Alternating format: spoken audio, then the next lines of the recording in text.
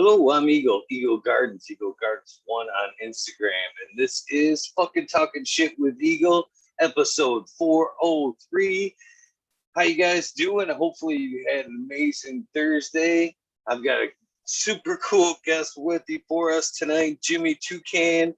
I owe him a very huge apology first and foremost. He has showed up twice already, and I have had internet problems, but he was so gracious to show up for a third attempt. Jimmy Toucan, how are you doing? Tell us where we can find you, and thank you. How you doing, man? I can be found on Instagram at j2cans. You can also check out the woodworking website is www.dirtybirdtradingco.com. Just getting ready to roll one up, man. What are you rolling up tonight? Let's see, what did I grab here? It looks like some Malibu Pure Kush was the jar I grabbed. Oh, it's delicious. So excited. So how you doing tonight, man?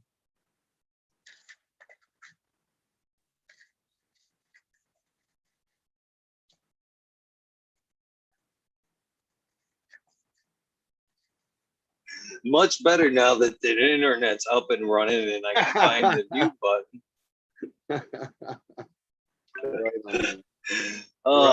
Pretty good, my friend. Pretty good. Fixing to smoke some little bit of twisted TK and some jelly bean. I'm kind of throwing together. Oh, right for, on. Right on. I'd love to get a little. I like that jelly bean here sometime. It's pretty good. That's a nice happy ride, isn't it?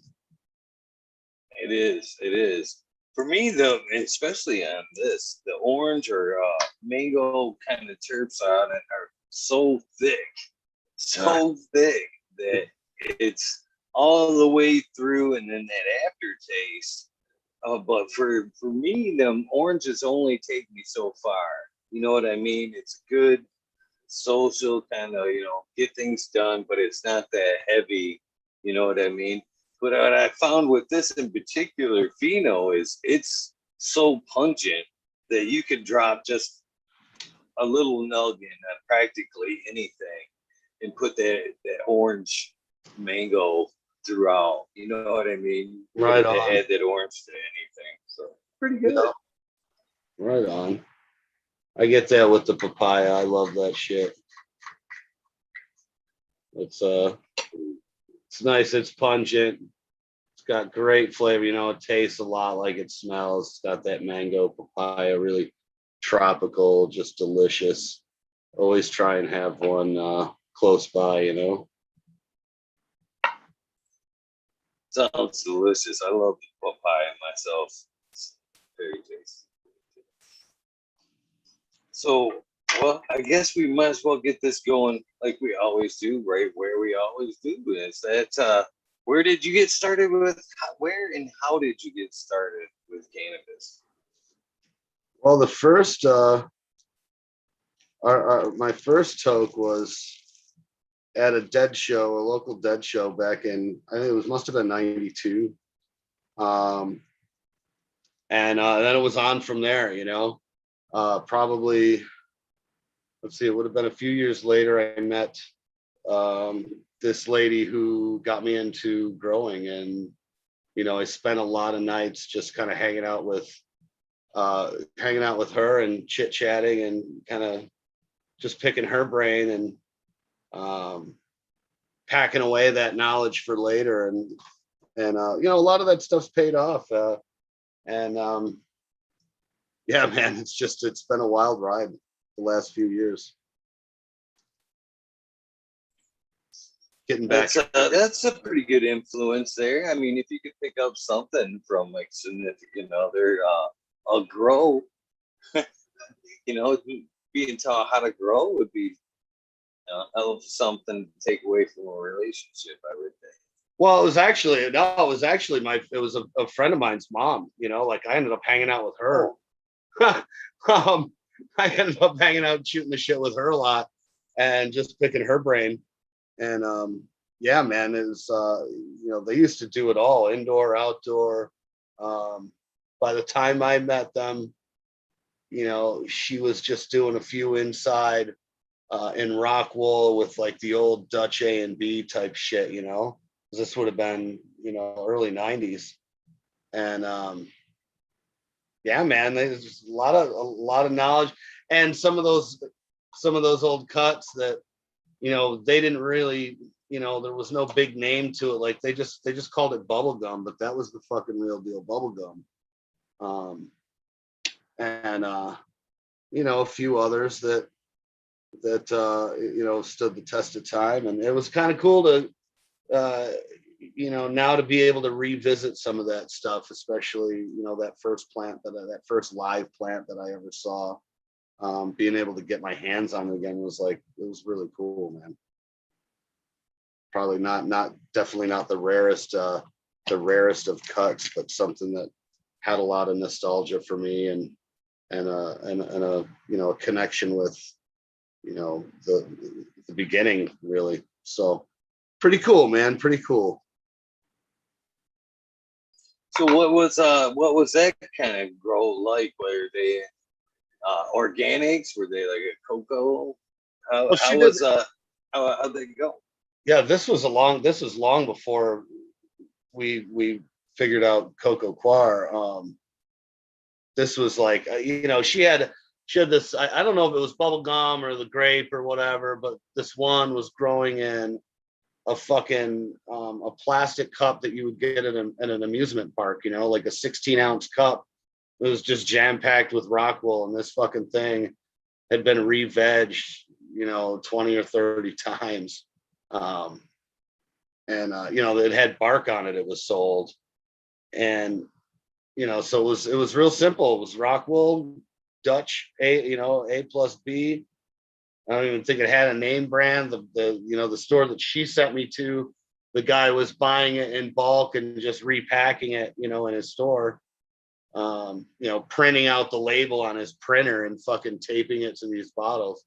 So I couldn't even tell you what the brand was. It was so fucking long ago. But man, it's still, you know, even growing in Rockville, you know, they tasted and smelled and you know, were every bit apart. So she had a green thumb. She had two green thumbs. That's pretty awesome. That's fucking really awesome, to be honest with you. So, how did it progress? When did it take off from you? When did you start Um, well, I've got back into everything a few years ago, um, and you know, really just running flower and kind of doing my thing, making a little seed for myself and for my friends and whatnot. And then I grabbed a pack of Bodie's NL5 release from BCSC, these Northern Lights F3s, and this cat offered them up. They weren't cheap.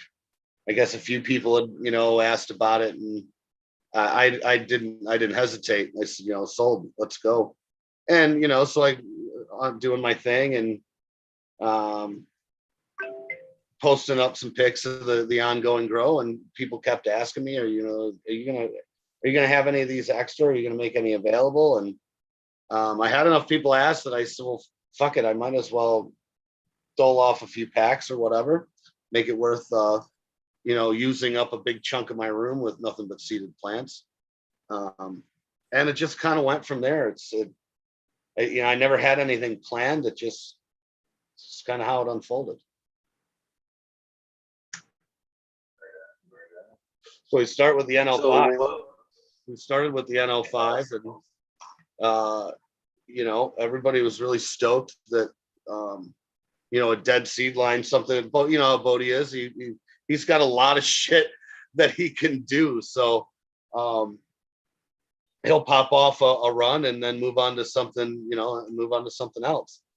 So to have more of them out there, people were really stoked about it. So we went from the NL5, and then we did the chocolate tie from Snow High, passed to him from that was Howard's work originally, and just kind of gone from there. I've added a bunch of stuff to the library, and so we have a couple of different directions we're going to go. I want to stay with, how everything started was with, preserving these old lines, the dead lines, more like some landrace, or maybe not necessarily landrace, but heirloom type stuff, foundation stock. I did a quick run of Williams Wonder 2 years ago, I think. We got the lemon tie going. We're going to do another version of that coming up soon. So we got the preservation type stuff, and that's going to kind of branch out a little bit into what I'm currently testing out now. So we found a cool male with the NL5 run. I redid that again. We picked up another pack of those from Bodie. So we redid the F4s, and I found a nice male. I found two of them actually. We're testing out one currently. So we do the increase with the Northern Lights, and at the same time I can introduce a few females, and we'll test those out as we go. So right now, in testing, we have, by the NL5 guy, we have Papaya, Chem Lights, Puna Butter, Lemon G, Romulan, 86 Hindu, Mother of Berries, Ancient OG, and some Malibu Pure Kush. Probably about half of those are in testing right now, and then when we get time, we'll do the other half. So we're looking to maybe add a couple of those to this fall's drop. So we'll have chocolate tie F5 in the works. I have some Jamaican Gold Bud in the works. That's another preservation. We'll keep that line pure. And then later on, I'm going to get working on the Luang Prabang. It's a 14-week layouts that's on the board. So we're going to have some pure lines to go, and hopefully some of these Northern Lights out crosses will work out.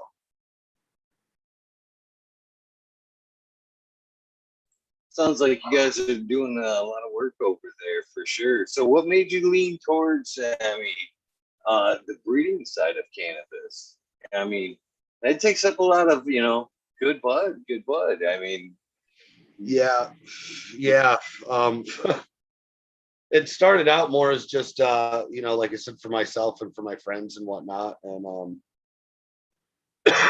as the demand went up, I just kind of followed that. Everything that I've done, like I may have started out in one direction, but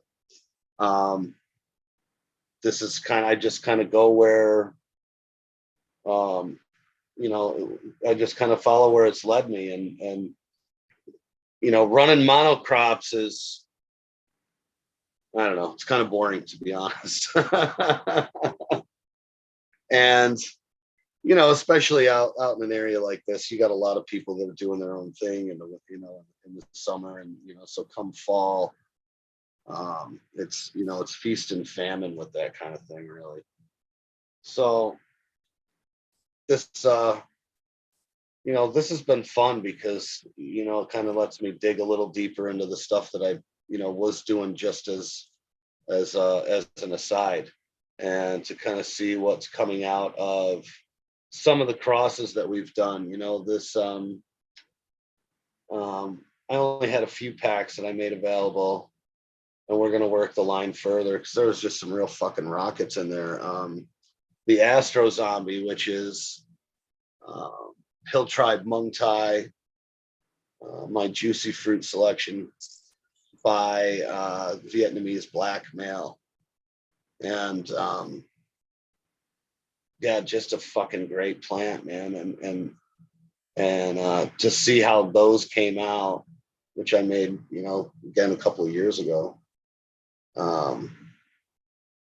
really kind of, gave me a little incentive to pursue making my own crosses and to see, some of the stuff that I had my hands on, some of the seed stock that I had my hands on, and people that, didn't have, maybe they weren't, some of these Bodie drops and that kind of stuff, like they go quick and there's not many of them. And, Bodie especially, encourages people to make more seed, because it can only do so much. So that was an easy start. And it also, again, it led to some of these outcrosses that I got to play with. I'll throw a female in with, this open pollination or whatever, just to get kind of an idea of what you're going to see from the cross, and then maybe you can select down and get one particular male. Yeah, it's been cool. It's just kind of naturally evolved, and I never had there was never a plan of, okay, I'm going to make this and this and this, and this is just kind of the way things have fallen together. I've ended up coming into contact with some very cool people that have helped me out quite a bit as far as procuring various seed stocks and different cuts and stuff like that. So it's been really cool, man. Fucking dream come true. It sounds like an amazing dream, by the way. So, do you prefer to do your when you're putting together a strain? Do you prefer to pheno hunt, or do you prefer to work with a clone, or is it just dependent on what's available? Well, I think this is kind of how it looks to be shaping up and how things have branched out. So I have the preservation work, keeping various lines as they are. And then we have the outcrosses, like these NL5 outcrosses. My hope with these is that the NL5 doesn't really do a whole lot, maybe adds a little vigor or improves the structure, just the overall strength of the plant, so that people can hopefully get a nice whiff of the clone only that it was used against. And then the other part of my, the kind of the longer term stuff, which again goes back to the Astro Zombie that I talked about. That was a selected female out of the seed run that I had popped. Same with the male. That I find a little more interesting than just taking a clone only and smacking it up with a, with a male and calling it a day. Again, there's a purpose to some of that. You have some people that, they just, they can't keep a big library. They prefer popping seeds. And, a lot of the seeds that I bought over the years was, well, I really like that female, or I really like what I see that male did in various, other outcrosses. And so that's why you're buying the seeds, because you want a good sniff of that, one of those parents. So that's kind of the point of the outcrosses, those kind of, not a true F1, but a one and done first generation outcross. Give people a taste of the clone only, and then the longer term work is stuff that maybe we've selected more out of. I'm hoping to find. There's a couple more plants that I want to hit up with this NL5 guy. And out of those, I'm hoping to find my next male to start using against some other stuff that I've found in various seed runs. Like I've found the Puna butter and my God's paintbrush cut. There's a few that I'd like to kind of continue on with, and again, that Astro Zombie line, the that Hill Tribe Mung Tai is just so fucking solid. I think out of anything, I've probably pushed that. Anything that I've had in stock, I've probably pushed that the most, because just what a nice plant. It's a nice middle of the road. It doesn't run too. You can find some longer running gals in there, better than 16 weeks, but they're fairly tame. Had that great, there's a lot of fruit, some musk, and a little bit of kind of woodiness in there. But I just love the structure, and they're pretty easy going. You get a little nanner here and there at the very end, but fuck, nothing that's blowing dust everywhere on week 2 or something like that. Worth the fucking squeeze, I'd say. So lots of fun shit out there to be found, man. So many cool people doing great collections. Really excited to try and reintroduce some old, heirloom genetics back into the gene pool, and maybe freshen it up a little bit, or maybe recover some, maybe some traits that were initially selected away from.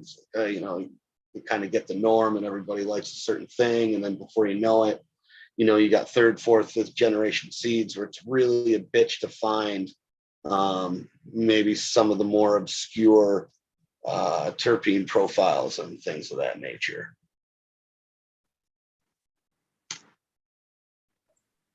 You've already kind of alluded a little bit to my next question there, but so when you said I'm hoping to find my next male there, how important is the male, and what does he offer in a breeding? Well, there's really only one way to find out, and that is to breed them, and breed them preferably against several females, and preferably against females that you've bred before, so you know what they do, right? And then you can see what they do with this particular male that you're looking at. And if you don't have extensive experience with any females, at least try and breed them against several different ones, so that you can try and pick out, okay, well, I know what she is by herself. Now we're looking at her progeny with this guy, and we're going to compare those with that of the progeny from another female with that same male. So you can, try and pick up which traits possibly that male is throwing forward. Again, some really don't, they just don't do a whole lot. And in certain cases, that may be exactly what you want. You got a fucking raging female, and, it didn't come from seed stock. It was a bag seed, or, miracle bean or whatever. And you want something to hit her with that won't really do a whole lot. Like, maybe speed it up a little, maybe add a little, thicker stalks or something like that. I got one plant that's just about perfect in every fucking way, except that, she needs crutches by week 4. She's doing the party girl flop. So, yeah, the best way to find out what the guy's doing is you got to look at the kids. That's, we can study the structure and, pick the guy that, flowers a certain way or whatever, what have you. But at the end of the day, you're not going to know shit about the male until you look at their kids. Unfortunately enough, I'm sure there's like, fancy equipment these days, and, people in lab coats that can figure this shit out quicker than I could. But, as far as my understanding of it is breed them, look at the progeny, and then you can kind of get an idea as to what he's doing, because, there's only, you pick out a great looking guy, right? Pick out one with great structure, pick out one that, Maybe it's just really rank, whatever that may be. It's just, every time you brush by the fucking thing, it just, it just stinks a little. Or whatever, and go from there. But there's no guarantees. There's no guarantees. If I'm doing an open or like doing like a line breeding type thing, and I have a select female that I really enjoy and I want to, continue the line with her, I'll go through and, I'll start with males that look as much like her as possible. I'm trying to find her twin and then go from there. That would be, but again, it's like, hey, dude, you don't know, man. You could, pick a fella that you think checks all the boxes and, kids come out all fucked up or just, he just doesn't do what you want him to do. Right. Like maybe he's a frosty little bastard, but he doesn't pass that on. Maybe he has great structure and he's really sturdy, but his progeny didn't receive that. So yeah, it's there's really no, again, without a lab and a lot of technical knowledge, it's more or less just a crapshoot. That's why I've always said that, the price of a pack of seeds is fucking worth, for the most part, worth what they want for it. You hear people that want beans for next to nothing, but man, you're just underlining, the passion and hard work that goes into a strain. A good strain just doesn't necessarily. I guess sometimes it does. Sometimes it does. But that's, freak situations, but not nothing that's super dependable. Really needs to be worked.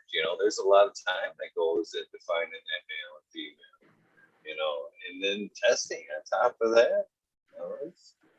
It doesn't happen overnight. There's, nutrients, power, time.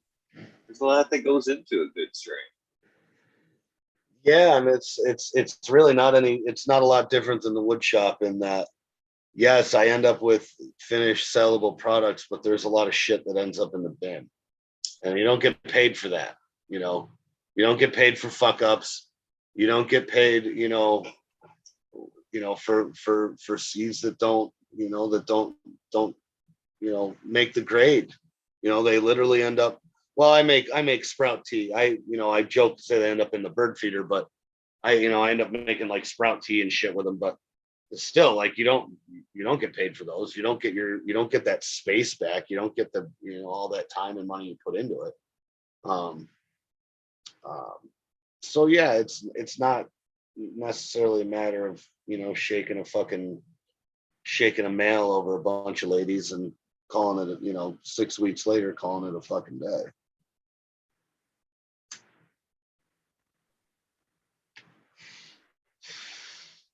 I can't help but ask to bringing it up in chat, but with a name like Jimmy Toucan, you obviously have a nose for cannabis, right?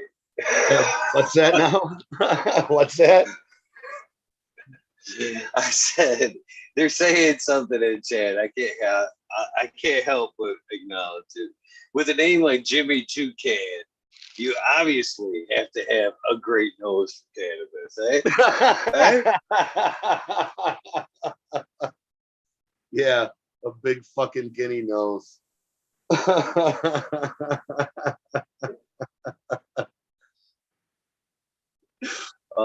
Yeah. It doesn't. Yeah, it used to be a lot better. It used to be a lot better. I've been retraining it. The last few years. It's been different. But so how does the dirty bird stuff come into play? I can't help. No, I can't help.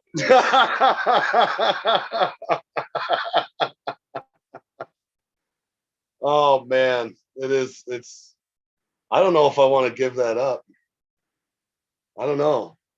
It has to do with a really dirty fucking chihuahua.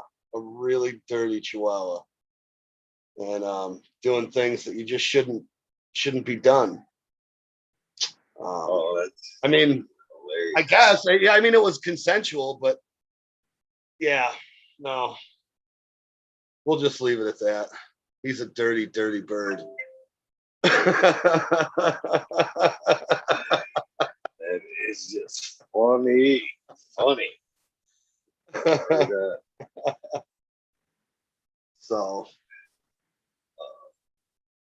so yeah. So how do you grow organically now? I have actually settled on a hybrid of the two. Um, for a while I was purely cocoa, and then I started slowly hybridizing that with amendments to the coir itself. Lots of rock dust, and then I started dumping in rock dust for all the minerals and all that. Like the micronutrients and shit like that, I guess. There's all kinds of little shit, right? That I always saw was like the biggest drawback with hydro feed is that, they give you like the 16 essentials, and that was pretty much it, So that was the first edition. And then I got into doing teas and shit. So I'd add some worm castings and a little bit of malted barley and shit like that into the coir, and started making teas and stuff like that with, worm castings and what is it? The worm frass from Frass Valley.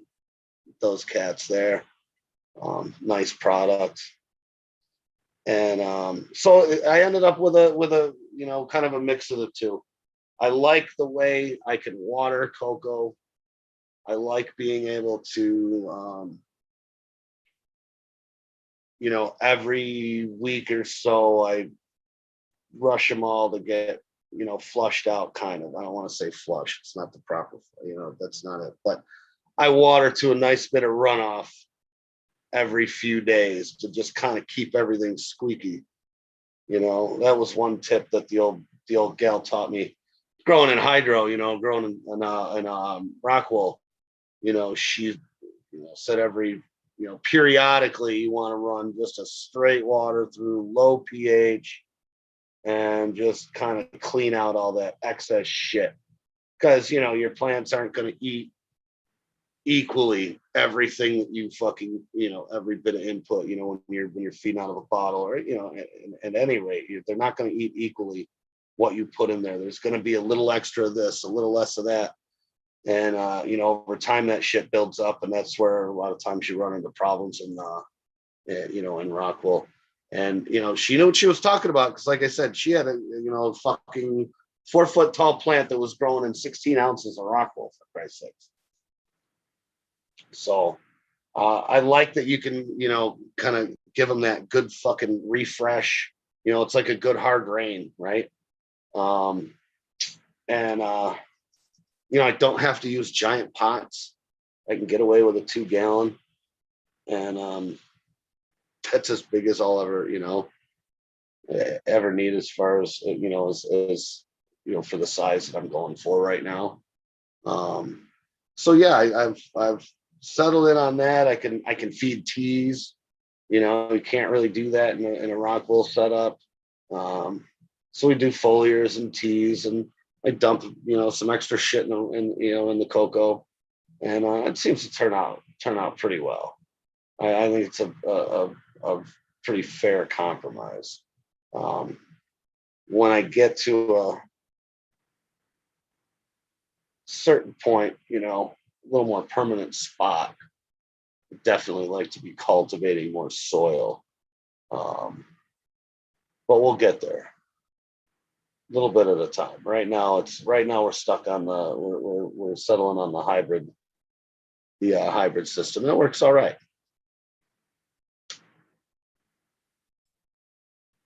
I love my cocoa. I'm just kind of getting back into the soil myself. So far, so good. So far, so good. Right, right. I thought maybe I might have a little it might throw the watering aspect of it might throw me off, but I fell right back into the loop. Wasn't just like riding a bike. Right. It hasn't been bad. So, Right on. I'm looking forward to the possibility of maybe at some point getting bed going, but that's a long time down. Long time down the road. Yeah, so I run a hybrid setup down below, and currently the Cycle Optics Green Beams 315 watt CMH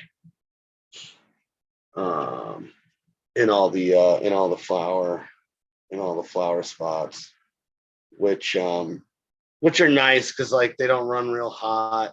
I don't have a ton of fucking power to run right here, so we're just playing it safe. We do little small these little 300 watt lights, which are pretty cool.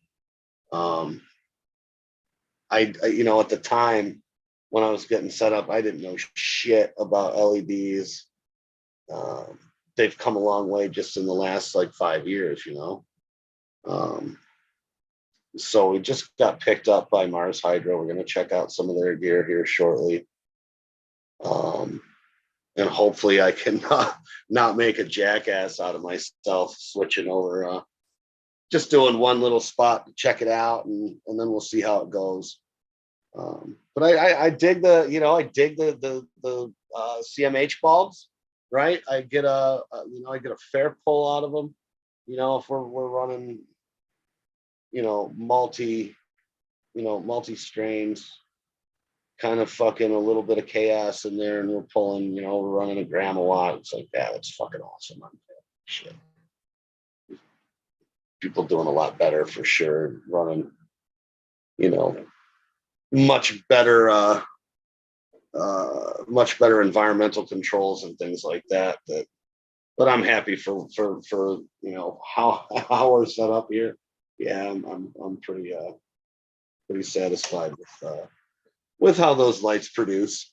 But yeah, maybe we'll maybe I'll have some luck with these LEDs. I checked them out the other night. Oh, they're the Samsung diodes and all the proper components, I guess, and a couple pretty cool features that we'll show off when the stuff arrives, and yeah, we'll check it out. What the hell? Can't hurt. I've had good experience with Mars Hydro lights. Some of the ones they're putting forward now are really, really good lights. I have nothing bad to say with it. Honestly, for the economic price of it all, especially for beginning growers, just to see, if it's something you're interested in versus, buying a lot of these big high powered lights. They're all right. They're all right. But, good luck. I can't wait to see how they do for you, my friend. I'm gonna be following along. Yeah, and at first I was skeptical because I don't know. I don't know if I don't know anyone that runs them. Of course, I don't really pay too much attention. There's a couple of brands that I'm familiar with, but and I went and checked it out, and they have some the lower end stuff is like what you would expect, but their new lines are, well, what you would expect from the next gen kind of companies, with the kind of that ladder setup, you know what I mean? So you got the two horizontals, and then the rungs in between that are basically your light bars, and so they're real lightweight, and well, we'll have to see how they do. But they, they're a lot like, what I would expect out of the competition and some of the stuff that the other guys are running. So I figure, what the hell, we'll give them a shot and we'll give it a fair run and put some of our best girls in there and see how they do.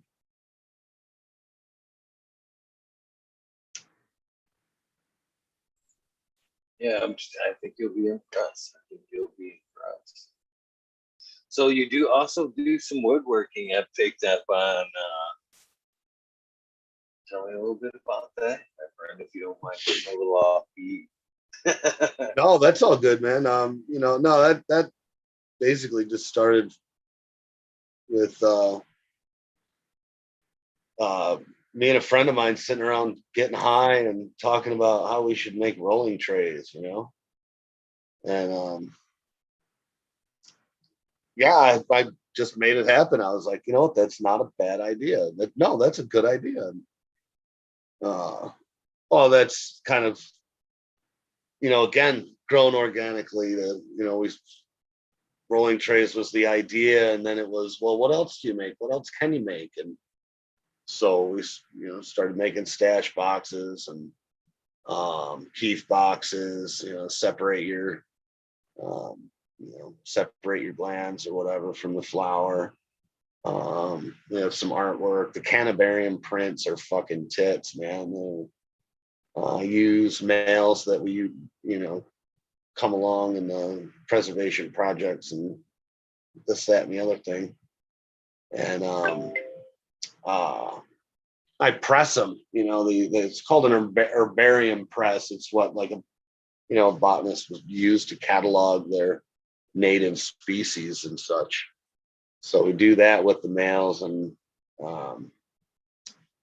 once they're pressed, they spray them, preserve them, and then glue them to this handmade hemp paper, and then mount it to a, like a backing board, or acid-free backing board kind of material that, like, you would store a comic book with, right? So it doesn't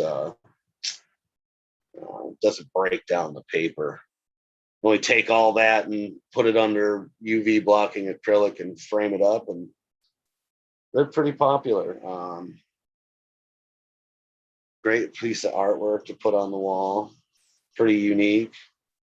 You'll never have another exact copy, right? Because it's a fucking actual live plant and not a like a print. Which I could do that as well, but the presses are really cool. And that I have to credit AK Bean Brains. He posted up. He presses some for this, this preservation society, I guess. It does, cannabis, catalogs cannabis that way. So he had posted up a quick little demo of him, having added on his Instagram account there, and I was like, fuck, that is cool. So, well, what about, like, making artwork out of it, though, framing it under glass or something like that? And yeah, so I made that happen. And now I have this cool paper, right? So it was fucked up. Like, you could buy 3 sheets, or I could buy 100 sheets of this paper. So I finally got sick of, ordering 3 at a time. I just bought this big stack, and so I made lamps, the Japanese shoji style lamps. I made a couple of those. I should make some more. I think people would really dig those as well. I made them for myself and one for a friend. So there's some other stuff. Cool. I got to kind of, just again, it just kind of happens, and people request shit, and all right, well, maybe I can do this, maybe I can do that, and I don't know, it's a good outlet, and it's a good skill to have, like trying to, learning, working with your hands, and it's yeah, it's been fun. I got the It laser is. engraver that I brings all share the kinds of passion. shit. And, the leather products, the leather journals are a big hit. Those are super easy, you know. They bang those out on the laser engraver. And you can pick up shirts and swag and that kind of basic stuff too. So you check it out, and if there's anything that you know, I do all. It's mostly custom work too. You know, it's mostly by request, and yeah, they keep me busy enough. So come check us out. That's awesome. I greatly appreciate some fine woodworking. I have a love for it myself. To be Right honest on, with man.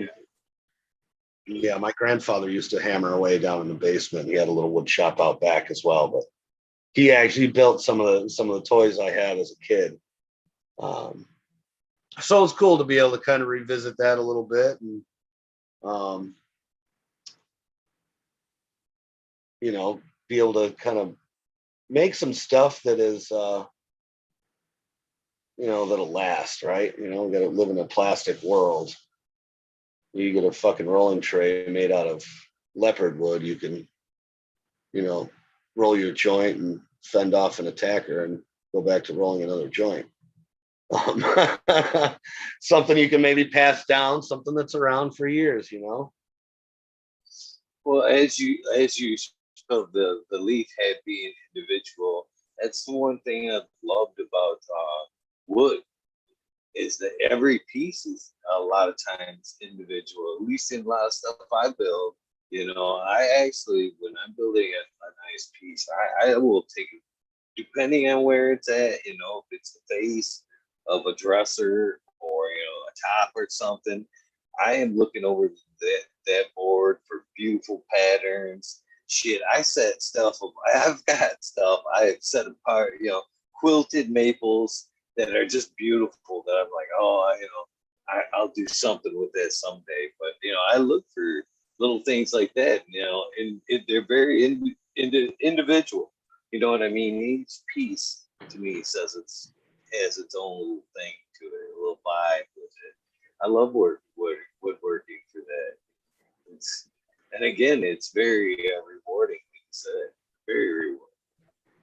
Yeah, I do that. I do that exact thing too. Like I'll pick through my, you know, my if I get a you know a stack in or whatever, I'll go through them and you know pick out what's going to make out frames, what would be good for this. Sometimes I'll dig something out and it'll be like, all right, this is you know this everything's got a you know a purpose. I try and make sure that I utilize you know every little bit of it I can.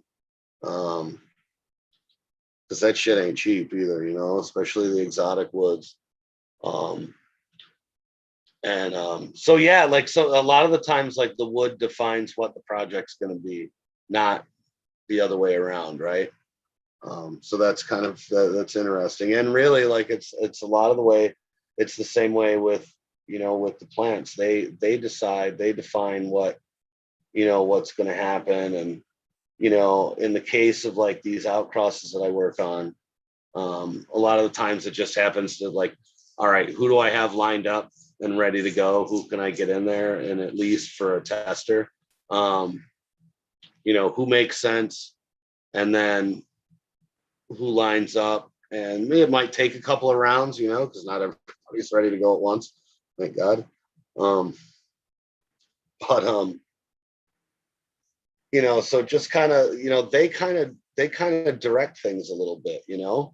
And you can try you know you can have something in mind you know you're you know intent on making happen and it just you know the cross doesn't work out you know the two just maybe you got to find a different male, maybe you just got to scrap it and go back you know um and so here just you know like I have a general path, but then you know the actual destination is more decided by the girls.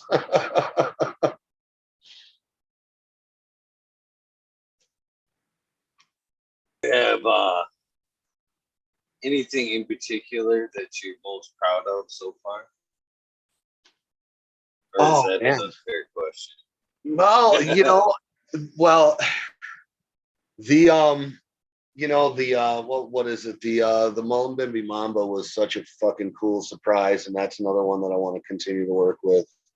Because that was just again, that was a couple of years ago when I did a small increase on some Mullumbimby Madness that had been collected from Kangativa. And so I was doing a small increase there, and I had a particular male that I had, my eye on. And so I threw him in with the only female that was ready at the time, or that had lined up, and it was this Strawberry Mamba #4. I don't know if it was from Anunnaki. I got it through the guy from Anunnaki Genetics, and I'm not sure if he's the one that bred it though or not. But anyway, she just happened to be ready, and I was like, well, it's cool because a lot of the Mullimbimbis you can find like kind of like a dark raspberry-ish kind of genotype popping up in there. And so it's like, all right, well, Strawberry Mamba, it's mostly flavor, and it's a little short cush bush. The kids should end up somewhere, in the middle would be kind of cool, right? And that was maybe leaned a little towards the Mullumbimby side, I would say, especially in effect, and that's where they would just shine. They're really cool, big bud structure, but with like a looser feel to them, right? Like they, big flowers, but not real densely packed. Lots of fruit, a little bit of that woody incense to them, maybe a little bit of like cedar note kind of thing. But the ride was the fucking coolest because it started out almost with that, that indica type buzz that start you off real relaxed, and you think you're starting to sink away into the couch, and then 10-15 minutes into that fucking thing and kick into second gear, and your eyeballs would peel back, and away you go. Accidental though, or not, not exactly accidental, but definitely not a like, okay, these are gonna be no, it's fucking, she's ready, get her in there, and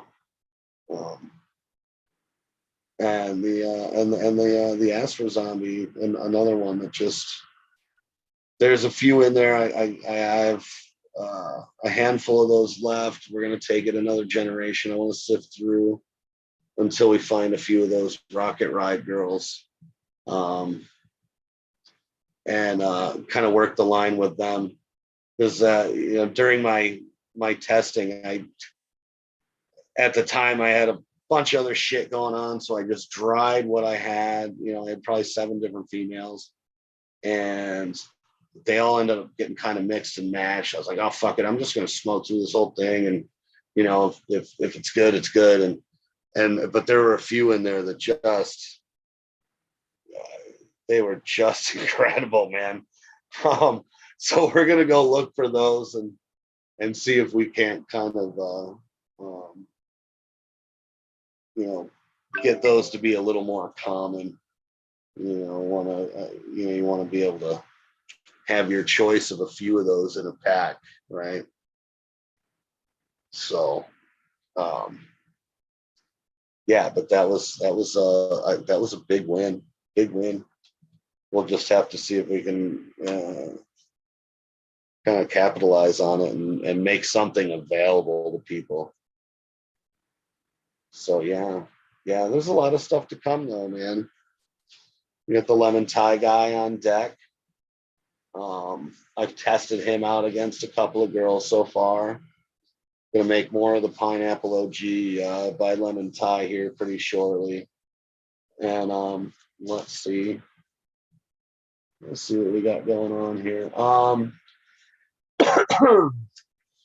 We got Bodie's cut of lemon Thai, the lemon Thai 57. Mr. Kiona was gracious enough to see that I got hooked up with his cut of Vietnamese black, the BB 164. We also have the Cuban black. It's going to be on deck with the lemon Thai, the Frankie's haze, a lemon Himalayan, and we got monkey paw and lima limon that we're going to make sure get their way in with the lemon Thai guy as well. There's a few more that'll come up, I'm sure. I haven't gone through everybody yet, but we got a good start, and I really like what what we saw in the pineapple outcross. I like what we saw in the next generation of the lemon Thai that he was a part of. So high hopes for this for the lemon Thai line. Throw Sensimilia in chat would like me to ask you about the cockfighter cut. The cockfighter, and someone asked me about that earlier on IG, and I really don't have a whole lot of story to it other than these beans were collected in if I'm saying it right, the Baguio region of the Philippines. They were brought back this way, and then they were popped and selected by a real deal chicken fighter guy, and that's his cut of the Filipino. So it runs and runs and runs. I took her last time at I think 17 weeks. It was probably 2 or 3 harvest windows easy. With those longer flowering girls, you'll notice that a lot of times they'll just keep, they'll maybe plateau a little bit, but if you don't chop them right away, they'll start to push out fresh stigmas and maybe foxtail a little more, and kind of keep going. So you have kind of these waves of windows with these longer flowering girls, and I think I want to say I took her at like 16 weeks. She's a good one. She's worth the squeeze. 17 weeks. Oh, I'm sure she is, man. Wow, that is amazing. The longest I've had the patience to be able to take something in was indoors, was 12 weeks. And I tell you, it ran and pulled it at so many different, times. And even at 12 weeks, it had room to go. It could have went. But I was like, I told myself, this is the last fucking run of this thing. It's got it had my schedule, my perpetual harvest all fucked up. It was a tester. And it was like, warning, hey, wink, wink, nudge, nudge. This is gonna take fucking forever.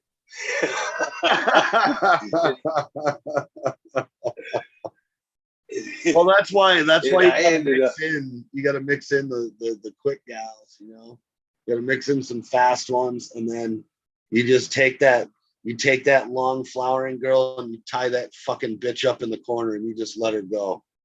I literally have a trellis on the wall of one of my tents for that specific reason, and I just weave them in and out, and we'll just paste it right to lay flat to the wall.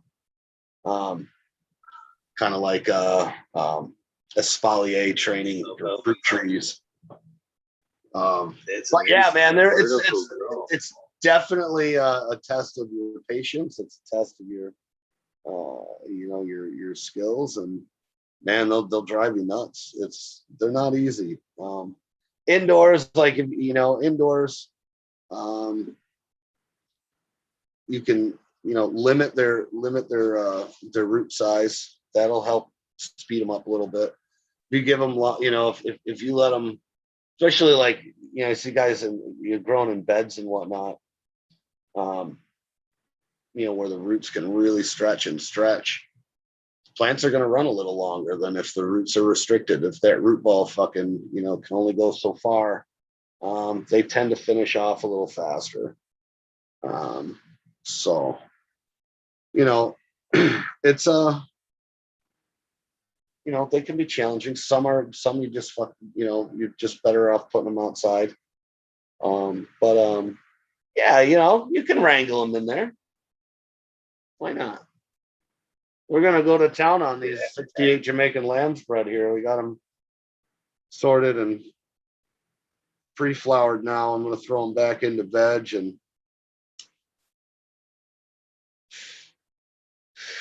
get them cloned and see what happens. I appreciate the tip on the smaller root size there on the longer ones, because it's I understand and I appreciate the fact that's where the strength in super strong cannabis lies, in my opinion, are in some of the longer, weak strains. You're right. I do need to be a little bit more patient on that. That one in particular, I got to give it some credit. It actually had me so worked up for a while. I wouldn't even talk about it. When people brought it up, I'd be like, "Fuck that strain! Fuck that strain!" Yeah, man. Actually come to terms with it, but man, it was crosses in it were Locomotion by TGA, which was a super loud strain. That Blueberry Diesel was super loud, and Moto Breath was another super loud strain. And it was amazing for extracts, but I never could finish her up. And I tried, but I just didn't have the patience. Maybe I still have some seeds, maybe again someday. Well, you try one of the, you get like an intermediate kind of, more narrow leaf type of ride plant, something that finishes around 13 weeks, something that's kind of easy going, 13, 14 weeks, easy going, that'll break in. Once you grow one of those, you'll want to fucking, that'll give you some confidence, and if you like the effect and you want something, you're like, oh, well, that was cool. Maybe we can get something, maybe, turn it up even, even higher. That'll give you the confidence to venture into, something that maybe runs even longer and is even more electric or, even possibly psychedelic. Just always seems that those types of things just take longer, right? The really, the fucking rocket rides always take, that extra time, it seems like. So, but to get there, yeah, man, work your way up. Start with something that, like I said, that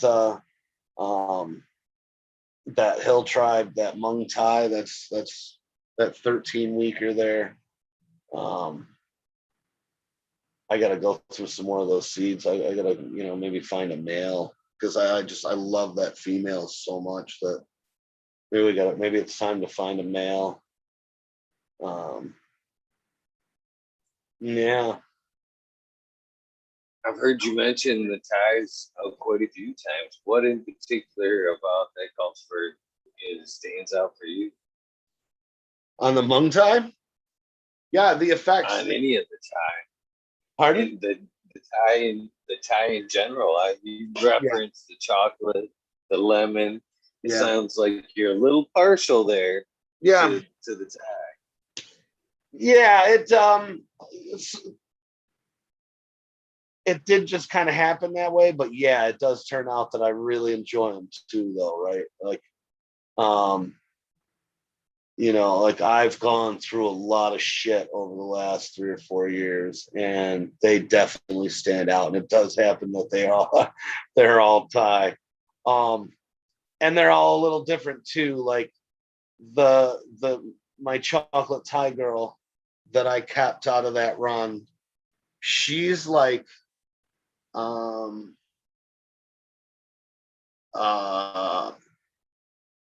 well, I passed some over to a friend of mine, and he had, he took some over to his buddy, the old man on the hill, and he, they rolled up a doobie, and the dude was just like, kind of floating around the garden with a fucking grin on his face, just kind of like, yeep. And that's the best description. Like, what does it do? Well, that's it. He was just like,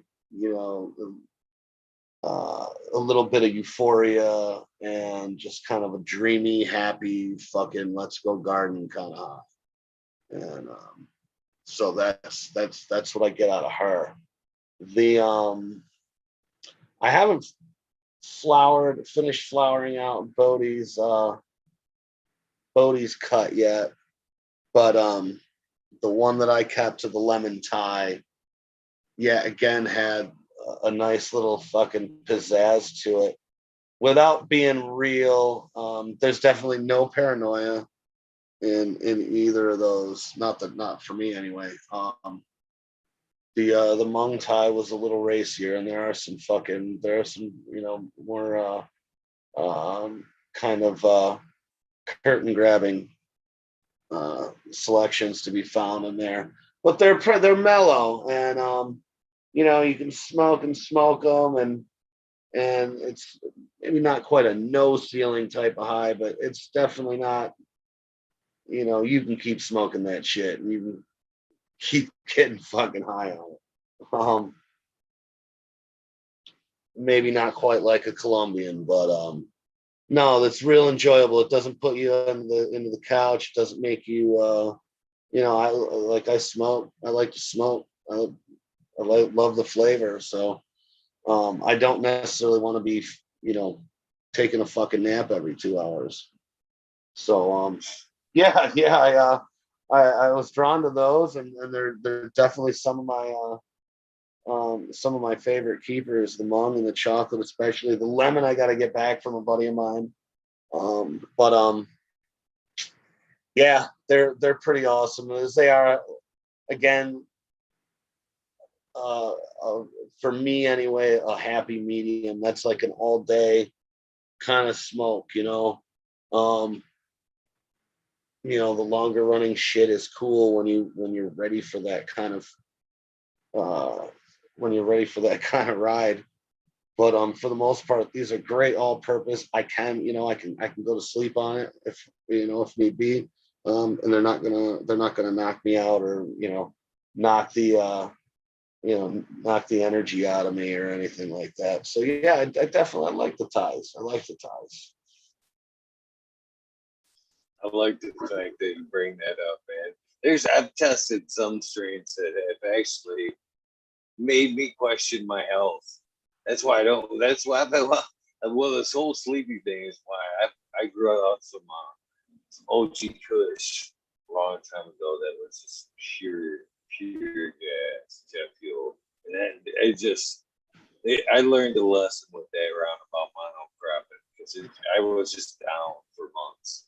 But as a tester, I test a lot of strains too, and sometimes you don't know what you're gonna get. And man, like I said, sometimes, man, the things make me question my health, man. You smoke one and it said uppity buzz two, a week or two into that, you're like, man, I just can't fucking stay awake, man. I've been down. Yeah, man. Then you go, well, fuck, man, you smoke a lot of weed. Maybe it's that new shit you smoked.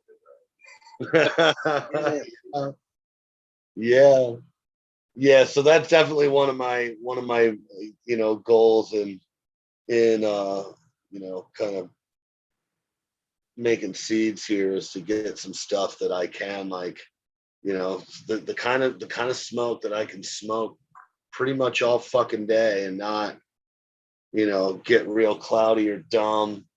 I need a nice, clear, energetic buzz without being too fucking wild. We can save that for another cut, right? But for your average, like, kind of daily driver types, your go-tos, yeah, that's my goal. So we want to definitely revisit.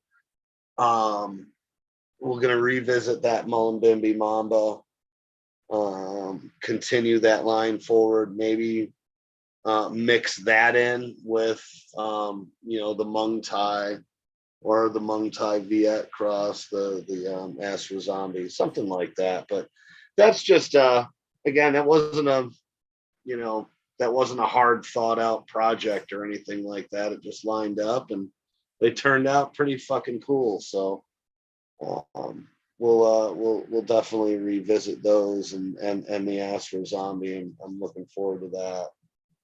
Might have to be tamed down a little bit for some people, but we'll see.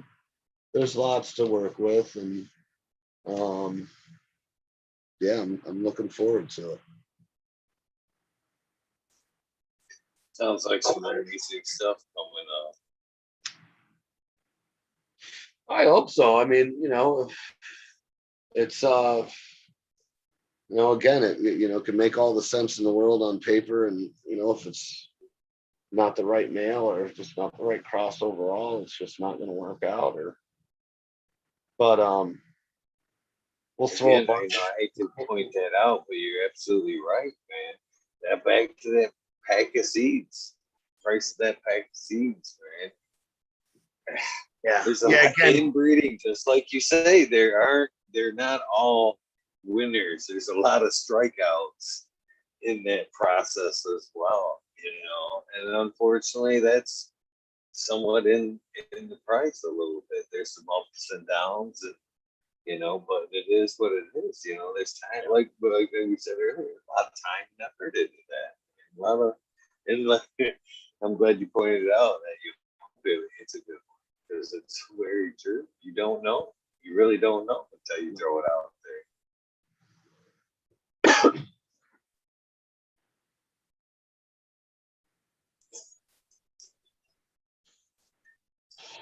So, do you have any in particular male that you are currently working with, or one that you is like the backbone of it all?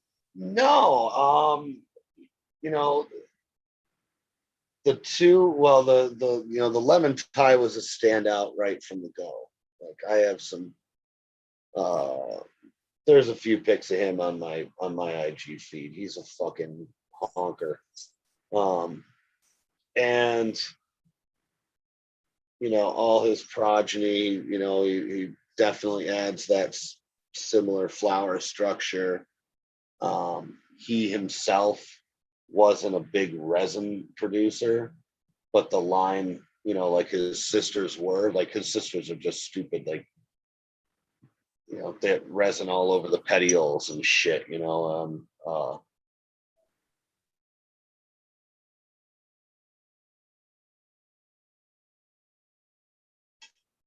That comes through from him, judging by what we've seen out of his children, from the couple that we've crossed him to. So right now, like he's the most proven, and the NL5, we're gonna find out exactly what he's all about.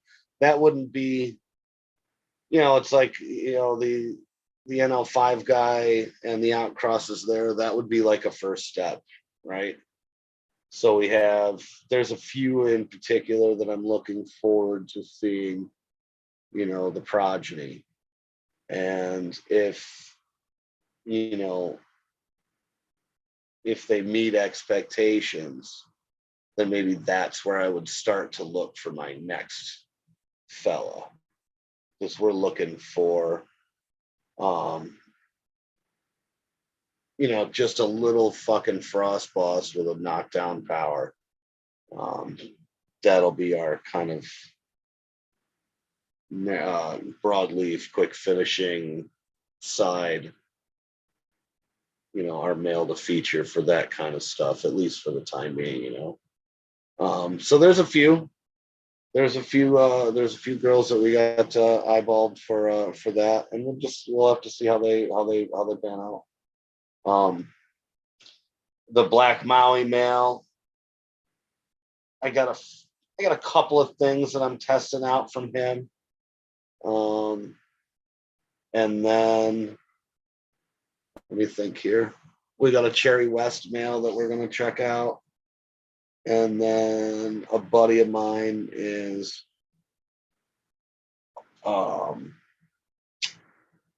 he is going to possibly, we're going to see about bringing in an old white rhino and possibly a chronic male. Do some little throwback work, you know. I like old shit. I like old shit, you know, and you know, maybe maybe other people will too, even if just for the, you know, to kind of revisit some of that old stuff. It's not gonna, you know, you're not reinventing any wheels or anything, but yeah, it might be fun for some, you know, for some people. We'll see what the, you know, see what the feedback is and whether it's worth the time and the effort. I think it'd be kind of cool. You know, especially with that white rhino male, that'd be a lot of fun. Especially I have a couple of white widow cuts that would be you know, that would be neat to see, you know, what comes out of that. It's kind of a back cross of some sorts, right? It's all similar seed stock, I believe. In fact, it might even be the same male or the same female in one respect. So we'll see. Just a lot of great possibilities out there right now, and we'll just you know, see where it takes us. I you know, I like to get feedback from the, you know, from the people on Instagram, and you know, kind of see what the you know, see what the demand is and what people are digging on, and offer something like it, and you know, maybe offer something a little different too, you know, kind of tease them over to the trying something that they maybe wouldn't have normally tried. So try and have a variety of different stuff, and you know, if it all works out, we'll have a nice little drop this fall. We're doing a preliminary drop from some gear that I still have on hand. I'll go through the list real quick. It'll be Ruby Vine Afghani, Neville's Haze 21 by Mullenbimby Madness F3, Yukia Berry Lemon Tie, Purple Pakistani Shit Trial, Northern Lights number 5, and Vietnamese Black, all going up on, let's see here, with the cats from the Future Cannabis Project. They're found at www.dagga, that's DAGGA, .love. And also Labyrinth Seed Company is going to get most of the drop there. And then James Bean from Seeds Here Now is going to get a package as well. And that'll kick it off, you know, our official seed bank drops. And then this fall, we'll hopefully have a nice lineup to add to that. We'll see how that Northern Lights guy pans out. We do have, you know, like I had mentioned, some other stuff that's in the works as well. Some straight lines, whether they're, you know, the Jamaican or I'm going to do a more focused breeding of the Pakistani. I do have the Pakistani purple, the purple Pakistani male on deck as well. So maybe we can fit him in. I don't know. We'll have to see. With the weather turning, we got a little extra space opened up. And maybe we can fire him off. It just depends on what else is going on. So maybe, but yeah, we'll have a few different of the heirlooms and whatnot, and then whatever comes out of these NL5 testers. So fingers crossed on those, man.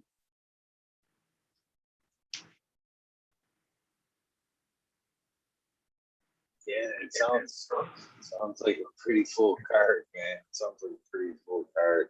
What do you do with all that sweet, stinky, fucking seeded bud? Most of like the seeded shit, like I just let it dry, and then run it over a screen that splits most of the seeds out. I collect, a good amount of the glands. I make a little fucking, usually like, I'll be taking down, a few different plants all seeded with the same guy. So we'll do just one at a time. We'll run them all over the screen, and so I'll end up with a, kind of like a hodgepodge hash out of the out of what's left. I do need to dedicate some sensimilla space so I can make some proper bubblegum hash this spring. So this summer, I've been That, that's one thing that I'm almost wondering. I think you almost. I can't wait to see. I can't wait to see if you at one point. Hopefully, this will stay. It'll sit in the back of your mind. But I think the bubble hash that you'll make out of that seeded bud, or you know what I mean, versus the bubble you'll make out of the Sensimedia, I'm willing to bet your seeded bubble will be better and stronger than your Sensimedia bubble from the same strain. And you will know that because you created it. You should be able to pick out the subtlety with it. yeah, I'll have to make note of that and like see if I can't set aside some pure fucking seedless, like whatever, and then some that's been, because I mean, again, I haven't sat down to like really take note of it, but I've heard, or at least have, people say that in their, like in their experience anyways, that the seeded weed was, you can say it's better. At the very least, it's different, I guess, right? I'm not gonna say it's better, but I think that's the missing link that right. we remember. Yeah. Well, yeah. Now to back in the day. Well, there's also possibly something to the cure as well, where there's, because there's more of a,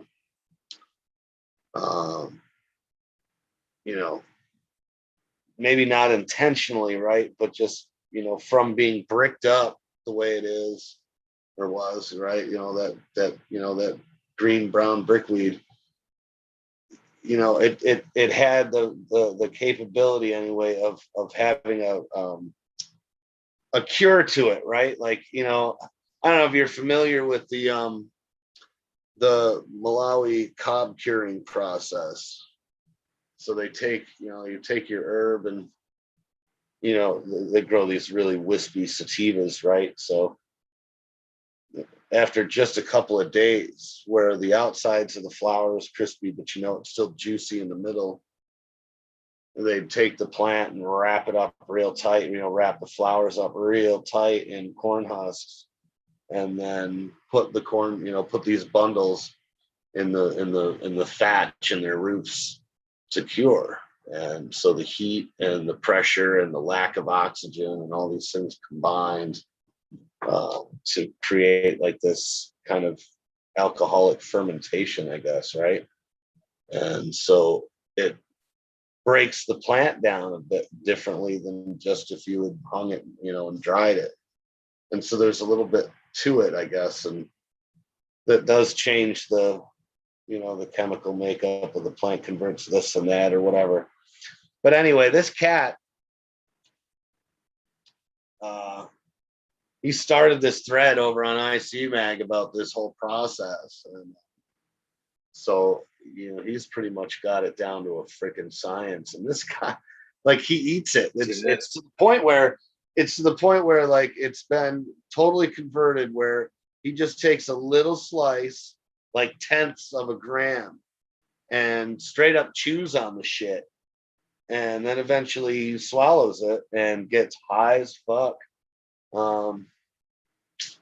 Because it's already gone through that, whatever it is, dropping the carboxyl group or whatever the fuck it is. I don't, it's not exactly my wheelhouse, but, people out there will be able to correct me. Um, but just a whole different approach and a whole different high, I guess. Well, yeah, I that's possible, huh? You have like We have a gentleman this in here brickweed that around. had that same effect. What's that We have now? a gentleman around. We have a gentleman that around the cannabis genetic memory farms there that is been working that process as well. I wonder if he isn't part of that thread. But it takes away the smell too, doesn't it? It's kind of, you can be a Yeah. little incognito with that same process. Oh, it takes, the smell changes completely, and the fucking bag appeal, forget about it. They look like, you know, um, so the whole process of wrapping it and then tying them, you tie them wicked tight. So you try and, trap all that shit in there. They come out looking pretty gnarly, dude. Some of them look like little fox turds or something, right? But yeah, I guess you know that's a common thing, for them, and in that region. And probably not. I I imagine there's similar preparations in other areas of the world, but that I'm just wondering if it doesn't have something in common though with the whole brickweed thing, and just that whole packaging process of bricking it up was similar to that cob curing. And maybe it did, and it was, I mean, it's like, it was Mexican weed to begin with, so it was fucking, it should have been kind of spacey to begin with, right? Almost like a midway rosin press on it. I never really thought about it, but you might be on with something there. I wanted, before I get too further into that, because I think you're onto something. I wanted to throw out another something I've learned lately with another guest I interviewed was Gus Groves, and he kind of is doing a similar process, I guess, as that, but when he's growing tobacco inside of his tent too, but instead of the corn cob, the corn husk, he's like ripping off a leaf of that fresh tobacco and rolling the cannabis in there, and then rolling it in tinfoil and drying it like that. Right on. But kind of similar. Yeah. Yeah. Kind of weird. Yeah, again, so maybe there's similar similar type preparations in various parts of the world. Like, okay, so it's a little different here or there, like the tobacco leaf, or yeah, it's pretty cool though. But and there's got to be something to it. And then it reminds me of this cat who built he wanted to look into the whole curing process a little deeper. And really the only thing we have to compare it to, I guess, right, is tobacco. Like, what else do we fucking dry and smoke on a mass fucking scale? Like we do tobacco and cannabis. So he started looking into the curing process of tobacco, and then kind of translated that into a device, or a cabinet that would replicate the whole tobacco process, right? So there's a heat element. It's not just a room temperature thing. You have to fucking add some heat. I don't know what temperature he ended up, deciding on or whatever worked for him. But either way, the device had some ventilation, it had a heating system, and the whole idea was that that you would pile the shit up. You wouldn't hang it so that the like all pretty like, right? You'd pile it up and then turn this fucking thing on, and you'd have to turn the pile a couple times, but it didn't take long for it to dry out. It did speed the process up a little bit, but then it was according to him, I never smoked anything out of this thing, but apparently this was again, similar processes involved. Apparently he said that there was an alcoholic fermentation that takes place, and where the plant burns up whatever it needs, carbohydrates or whatever. It needs the heat in order for all that shit to take place. The alcoholic fermentation won't take place at room temperature. Kind of from what I recall. General idea. This was many years ago, but that's the basic ideas that he took these principles from curing tobacco, and then and you can see the similarities to the African cob curing, and then again with the one you mentioned with the tobacco leaf. So yeah, they're all they all have that, again, the wrapping up and sealing off after you've kind of dried the plant halfway, wrap it up tight, and then store it someplace warm so that it can ferment, or I guess I don't know if that's the right word, but yeah, man, like I said, horrible bag appeal, but it's supposed to just space you the fuck out. So something I definitely need to give a try. I can't believe that the old breakweed presses there weren't the beginning of rosin press. I can't believe somebody did, Right. push that a little forward. Somebody didn't scrape the compactor and go, hey. Well, yeah, that's the shit. Some kids scrape the damn thing so it'll work, Yeah, you keep the shit, just scrape it, keep it clean. Imagine all the resin that was just packed in on those machines, though, right?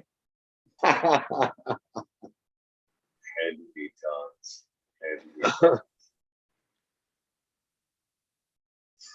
Those were crazy days, man. I hope that the future generations just never see that shit other than possibly preserved in a cannabis museum at some point.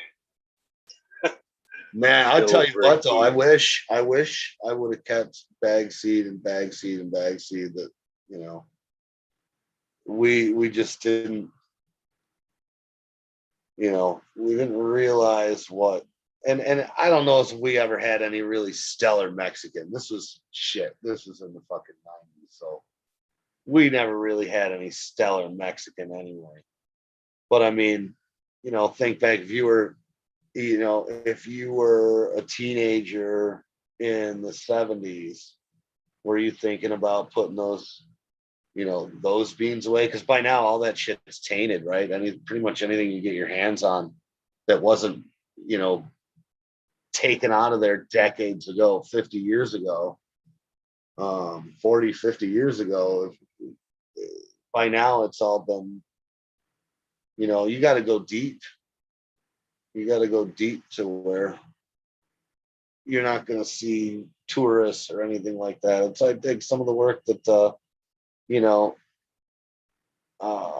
like the Indian Land Race Exchange guys and Land Race Mafia guys, and there's several of them that are out there collecting from farmers that are fucking, pretty isolated and have been farming their shit for, years and years and years and years, and probably generations of farmers. So, but I mean, and it's getting scarce, right? Um, you really got to be on the ground or have someone on the ground in those areas. It's like a local that knows what the fuck is up. Because you got uh, a lot of hybridization for various reasons, various people bringing shit in, or I mean, it all eventually gets kind of mixing in with the local, the local varietals. So in order to score anything that's still pure, you either got to go way back or you got to go into the fucking jungle to find somebody to go into the jungle. Unfortunately. So when we do get some, stuff like that, we gotta, make seed. Even if you just make a few hundred, pass them on to your friends. Keep that kind of stuff going.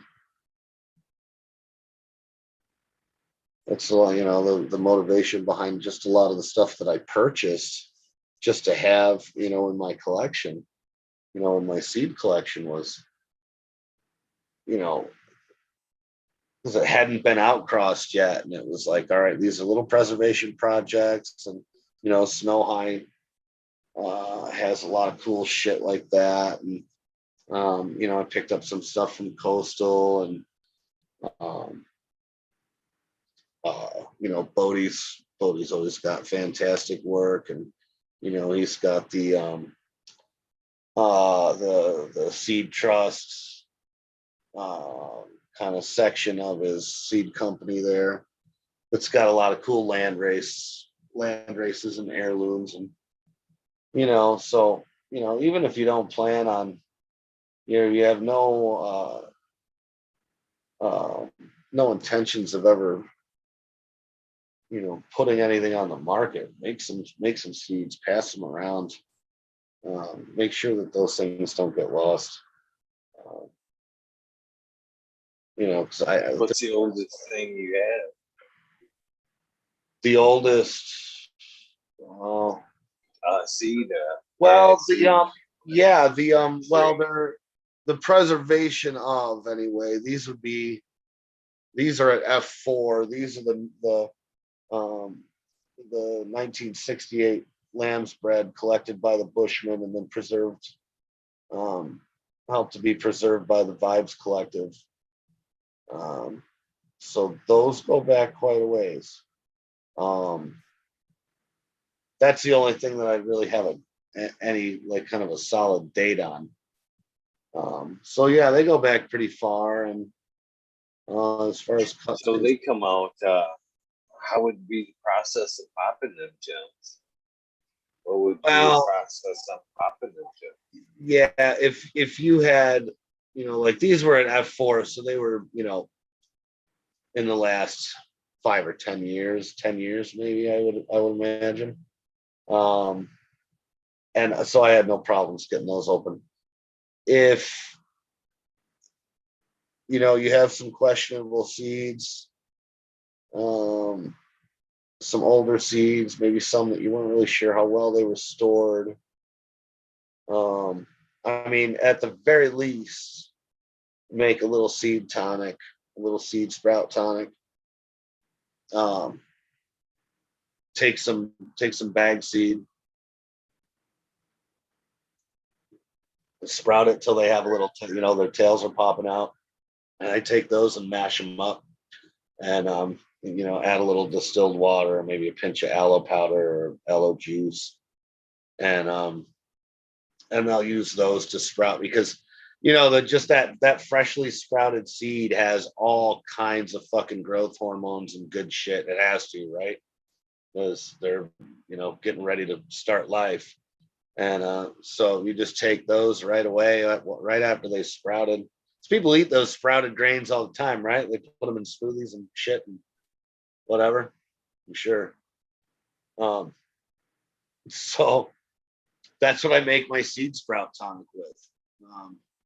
And for any that are on the old side, and if you got, if you just got a few and they're really valuable, your best bet is to find, someone with a lab coat or with that kind of skill and have them do an embryonic rescue.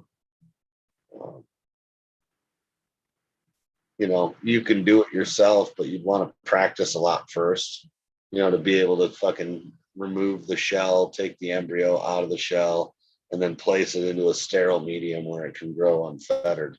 But again, yeah, find someone with that kind of equipment and talent, and someone that you trust if it's something that's that valuable.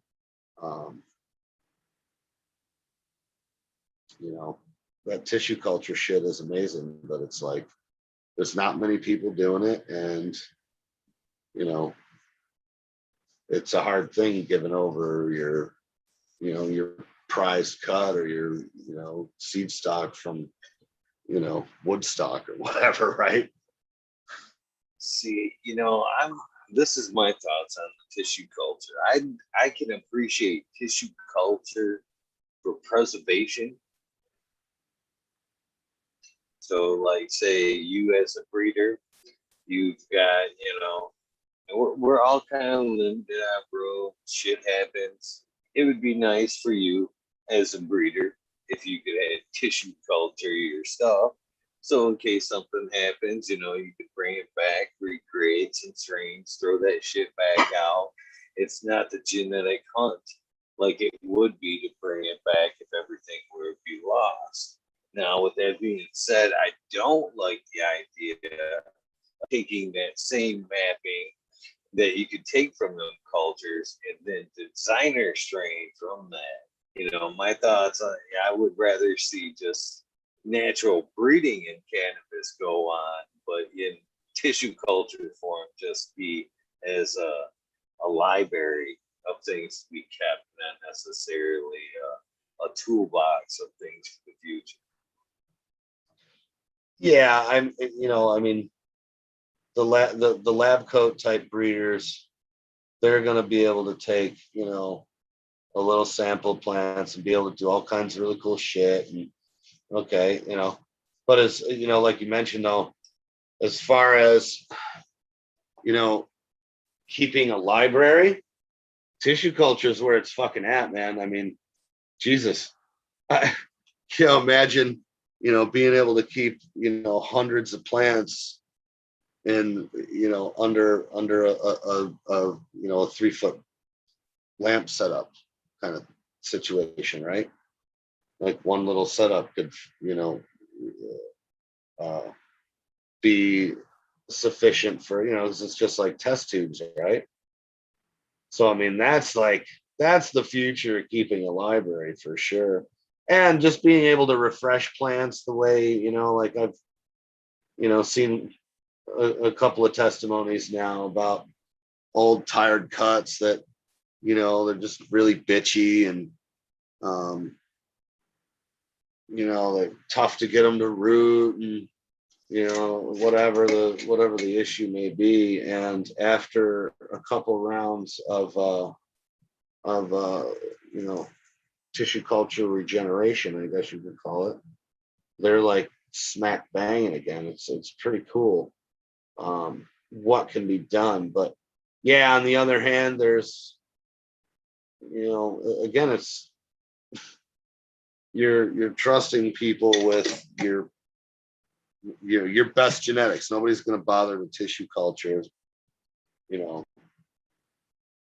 some tired ass cut.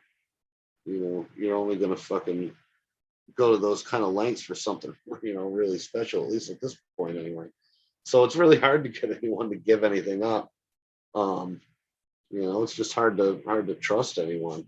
I mean, look around at the industry, right? It's just whew.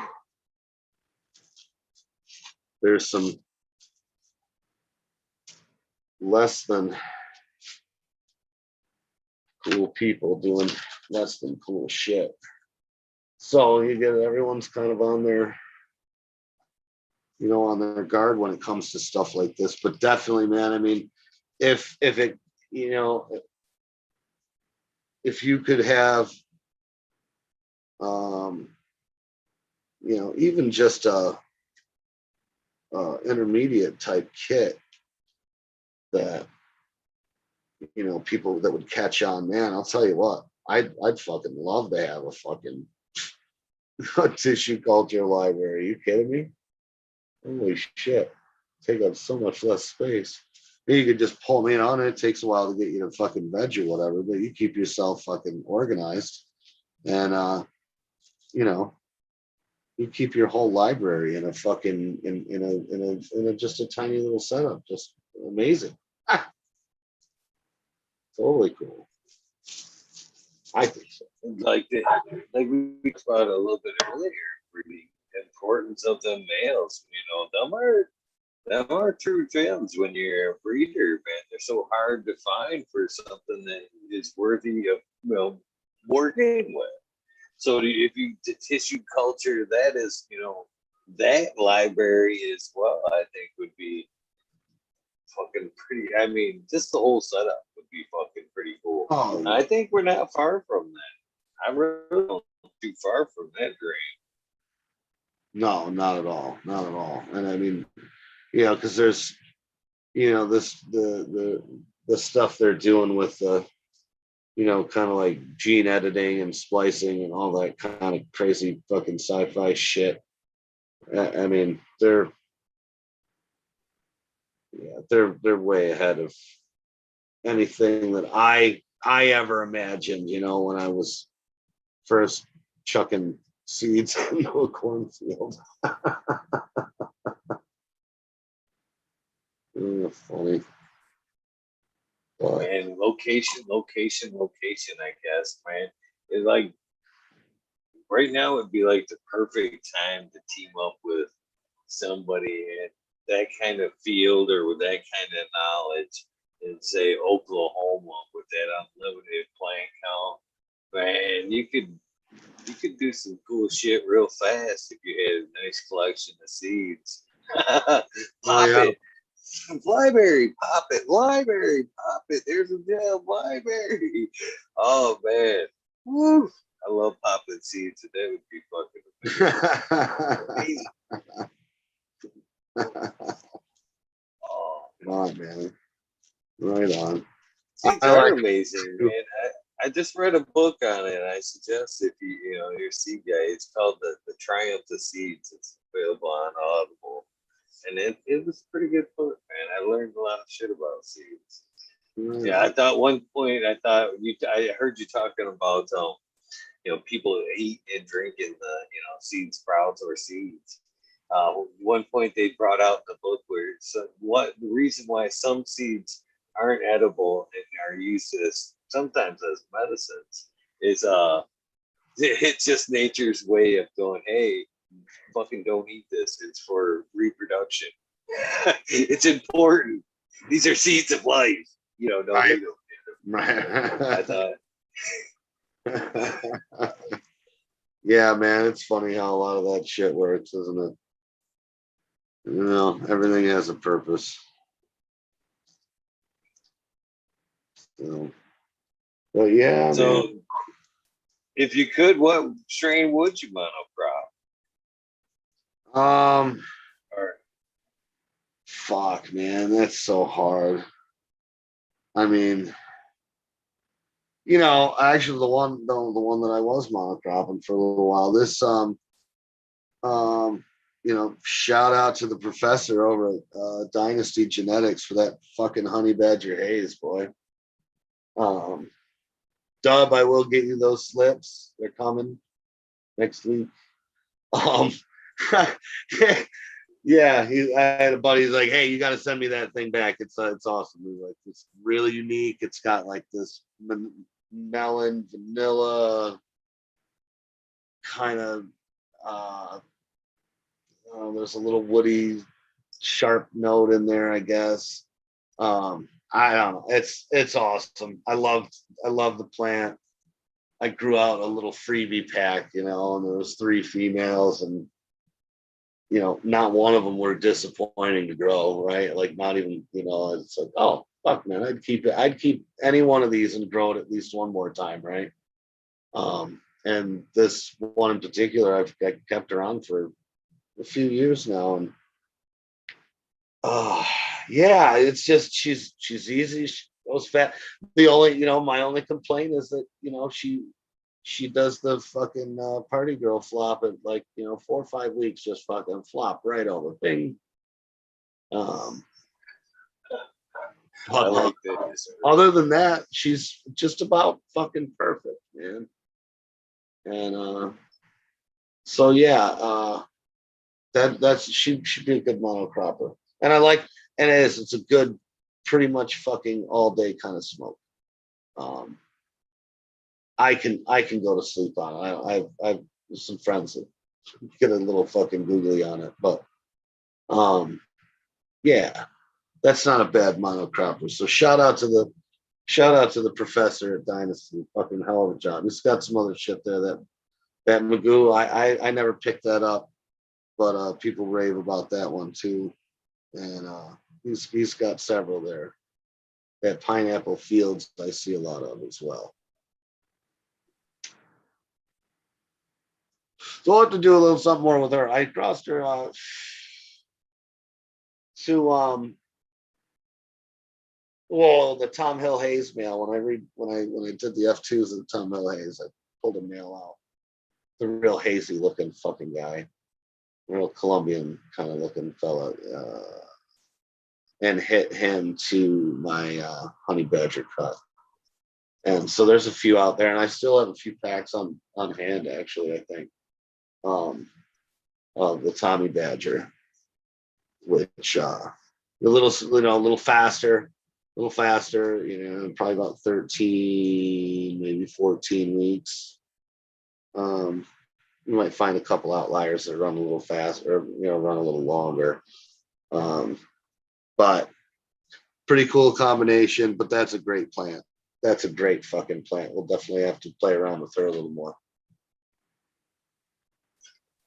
So I heard you mention like finding a gem in a freebie. I have found a lot of great shit in some freebie as well. Do you think sometimes some of that shit just don't make it because uh, either one of two reasons?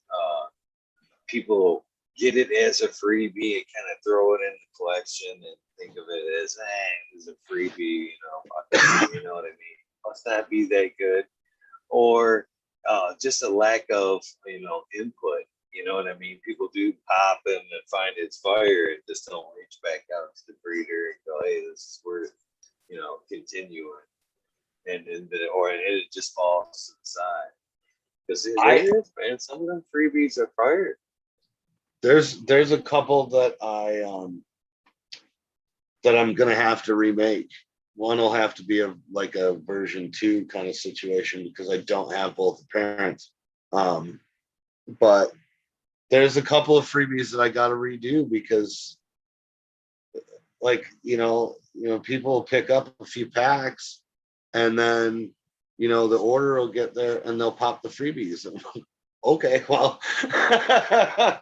all right then. And and I get it's great because I get almost instant feedback. Within weeks I'm already finding out how they're liking them. So yeah, for me, I have to try and keep in mind that at some point you might have to just go ahead and make a bunch and put them on the menu so that people can just outright buy them and buy a full pack or a breeder pack or whatever. But yeah, that's your clientele can often dictate what what you're going to do. If they want, if they love the freebies, if they love that shit too, it's like, well, why don't you sell this stuff? Well, I don't know, I didn't make a whole bunch. That's usually what the freebies end up as. It's like, well, I looked through a few and I like the plants, but we just don't have a lot, so we give them away. or it's something that, you know, well, maybe not ready to release. You know, I've given up, you know, I've put up some stuff that was like, well, we're still looking into it. I got people asking about it. So I'm like, well, we'll just put it in with the free, you know, that'll be your, you know, that'll be your freebie. But yeah, man, I gotta definitely be aware that at any time I should, you know, be able to reproduce that stuff. Because you know, some of them you just don't. I don't know. It's like, you know, yeah, I like the plan or I like the combination, but I, you know, personally just didn't think um that it would go that fast. You know what I'm saying? Like I gave away a shitload of well, maybe not a shit, yeah, several hundred of the what was it? Chocolate Diesel by Pineapple Tie. Gave away a bunch of those. And you know, people were hitting me back. They're like, this plant's fucking awesome. I'm like, oh, all right, well, I wish I would have paid more. Shit. And I didn't like I ended up losing the mom and yeah, I don't have either parent, I don't think. No, I don't. So um yeah, kind of a loss there. And I didn't keep any for myself to do any, you know, kind of line work. So shit.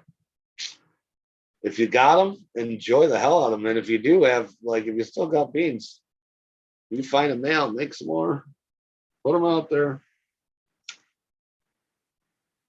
Put them out there because I don't have any.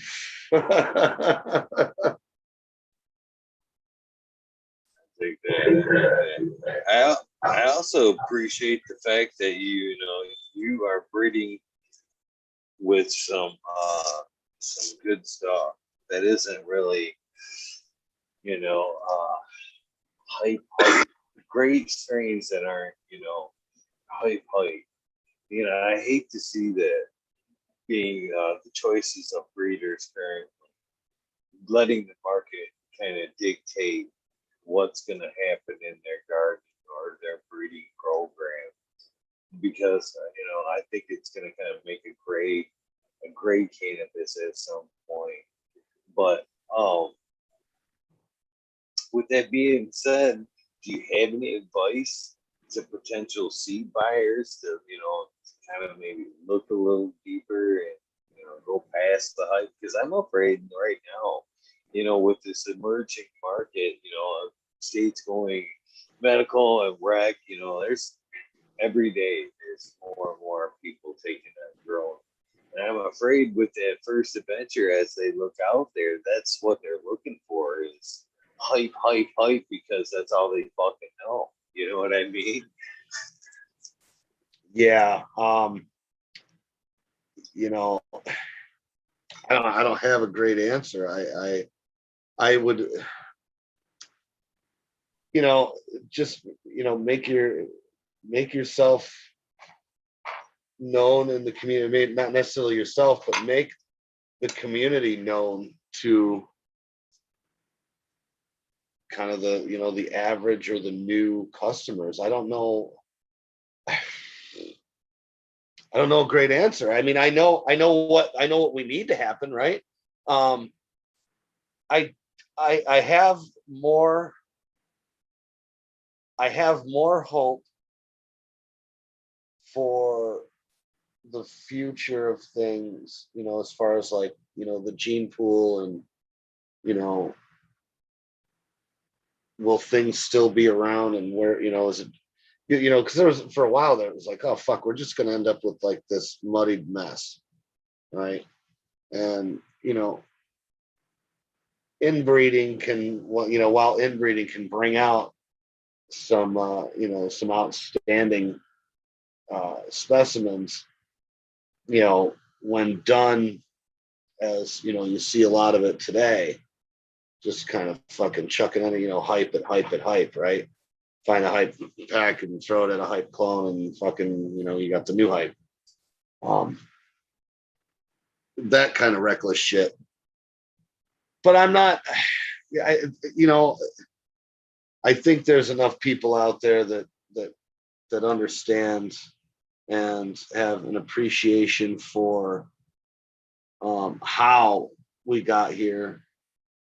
And you're going to see people kind of collecting and growing and um, passing on some of these kind of classics and heirlooms and keeping that stuff alive so that there's always something to kind of go back to, right? um, you know they can fuck up everything with dessert times cookies times fucking some sort of chem of the whatever the chem flavor of the week, and mix it all together and then breed it over and over again, and that's fine. You need, it looks pretty. I guess it probably finishes fast. I guess it's got an all right stone, and the fucking average customers are, they love that shit. That's great. It's like not everybody's gonna buy, not everybody's gonna buy the heirloom tomato, right? Like some people are just like, no, I just want a fucking tomato. I don't care like how old the fucking thing is, or they don't care. So but there's some really great customers out there. There's some really great people that are perpetuating and kind of keeping the gene pool spicy. Bringing in heirlooms and mixing them with other heirlooms and classics, and occasionally you'll see kind of a fun little mix with something a little more modern, not necessarily like a fucking Skittles or whatever, but maybe something a little more modern. And there's a lot of fucking cats out there that that are helping keep it alive. They're holding on to some of the old classics, and passing them around to some fucking cool people, and making sure that that we don't lose how we got here, or at least parts of it anyway. So yeah, I mean, I have more hope than I did at one point a few years ago. I thought, oh fuck, but the more people I got to know, and what I see going on as far as the collections going on and some of the work that people are doing, it's like, oh fuck, we'll be fine. We'll be fine. There'll always be some really good, variety, whether it be from the Americas or something from Southeast Asia, or the shit that was growing on an island in BC for the last 50 years or whatever. We'll be fine. I love that outlook.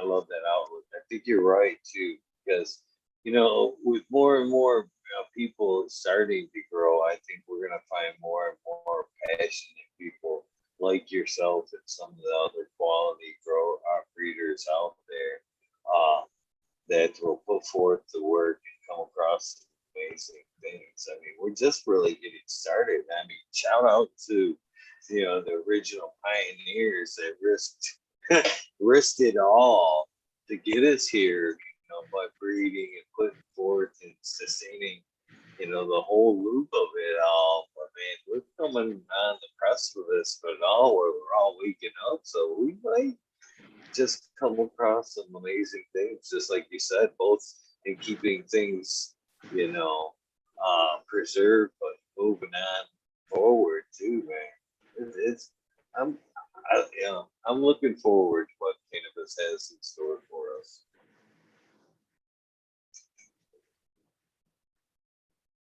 For sure, man.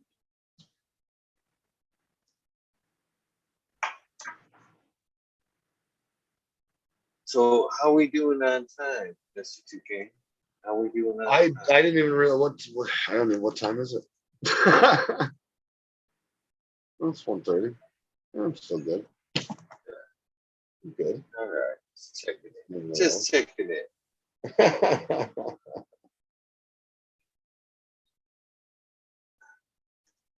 So, what are some of some of your favorite events? Some of the places that cannabis has taken?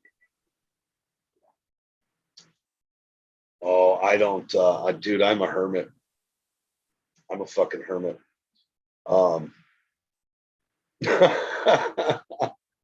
And it's yeah, no, I don't really get out. I kind of travel through. I've kind of collected plants from all over the place that have traveled from hand to hand, and some have come a very long way. And um, yeah, there's just a lot of there's a lot of cool history, in these old cuts, and just the work and dedication and vigilance that it takes to maintain something like that for not just years but decades. The risks involved and the sacrifices made. Um, it's been a real pleasure to be able to you know to see some of these and be able to enjoy them and think that you know you got to realize, man, some of this shit, these plants are older than the fucking kids that are peddling them, right? You got the kid that's still fucking wet behind the ears on the fucking counter at the dispensary, selling chem dog. Fucking plants a dozen years older than he is, right? Oh, so it's been a real pleasure to be able to spend time with some of these plants, and again, you just think, man, like how far this thing's traveled and how many different hands, and how many different gardens and how many different people have fucking gotten to enjoy the fruits of that labor and that love. It's yeah, it's pretty cool, man. It's pretty cool. I'm just really glad to be a part of it, and um, made the connections that I've made along the way, and the people that have helped me get here, and made all this possible. So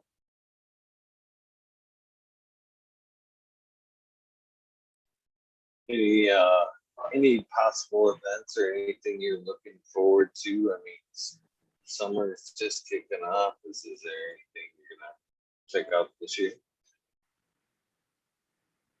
no, I'm they got that gene traders thing around, that comes up, not, well, maybe not close by, but within a state or two. That'd be a kind of a cool event to attend at some point. I'd like to check that out. And this fucking Rona thing has kind of fucked everything, all the gatherings up the last year and a half. So, but I'm trying to think what the hell they call it. Yeah, right. It's like, it's like, the Emerald Cup of the Northeast, whatever, the Harvest Cup. I was actually gonna try and make my way over there. It would have been, last fall or, last winter, but none of that shit ever happened. So that was a real shit show shame. That'd be a good time though.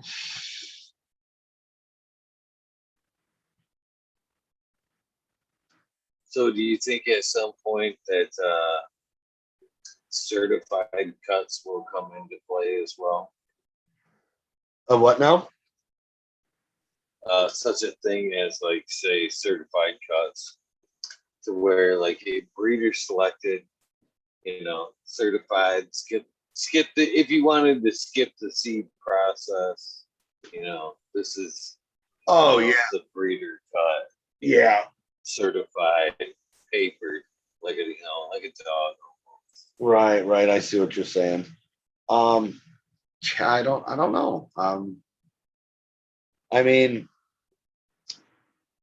I guess they kind of already do, like, with oh, what's his nuts there? I can't remember who the guy is there, that the Bruce Banner guy. Um, like Oh, he Dark released, Horse. He yeah, was Dark just Horse. on Jason. Right, right. So like he released his own. He released the Banner cuts through like a certain dispensary, or set of however it went down, but so like everybody knew where to get the legit breeder supplied Bruce Banner, and I guess he had a couple different ones or something like that, right? um but so yeah, I guess you kind of already have something like that, but at some point, yeah, I don't know, maybe it's gonna get like even fucking crazy. You'll have like the So with the that drug being said, companies would come you in do and that? Would you cloud it with like multiple cuts, or would you only release the one to keep the confusion kind of, or unless you had two outstanding, maybe I don't know. Would you release a couple of different ones like he did, and just like I don't know. even made it and it graded up a little bit to Well, confuse everybody what was if what? if I had kept, well, like if I keep two different out of the same line, it's because they're both different, I mean, I tend to pick the weirdos as it is. Um, but so if I kept two out of a line, they'd be like, one would lean towards mama and the other would lean towards the old man, kind of thing. So it would definitely be like, yeah, here, they're the same lineage, but it kind of depends on which parent you'd prefer, type of situation. That if it were me, I don't know. I've I've never had I never had the Banner. I don't think, no, and so I can't really speak on like um his different selections or whatever. I did. I I heard him talking about it the other day, and so I have to go back and re-listen to it again, because I'm sure he went over it, and I was just kind of, I listened to him, the podcast and shit like that on my headphones while I'm popping away in the garden and doing this and that. So sometimes I'm focused and sometimes I'm not. But yeah, yeah, yeah. So if there were two different cuts, yeah, they'd have to be like, they'd have to be pretty different. Like I said, one would be like more like mama with a little bit of dad, and then vice versa.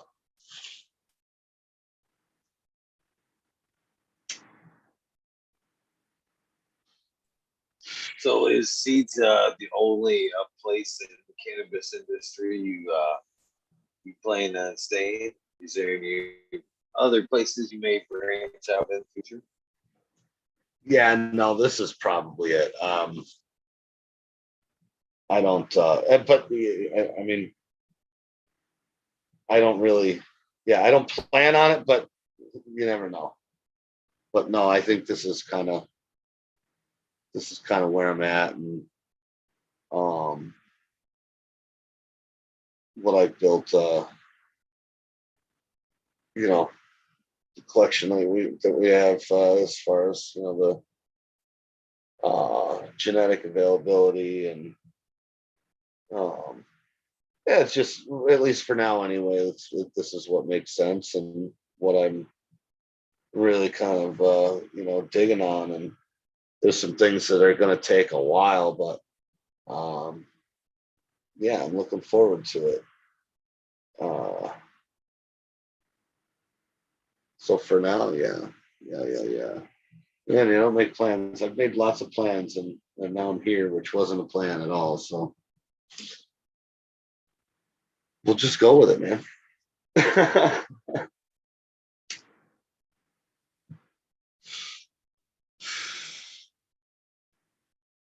So, where can people find your amazing work? I know they've dropped the link a couple times in chat, but to throw it out there. Yeah. So you can very shortly here, we're going to do a drop with the Future Cannabis Project guys. That's Dagga.love, DAGGA.love. And there's several, they carry several breeders on there. And then you got Labyrinth Seeds and Seeds Here Now. Those three are all going to get a small package here shortly of some stuff that I already, you know, that we've had on hand. All right, we're gonna do.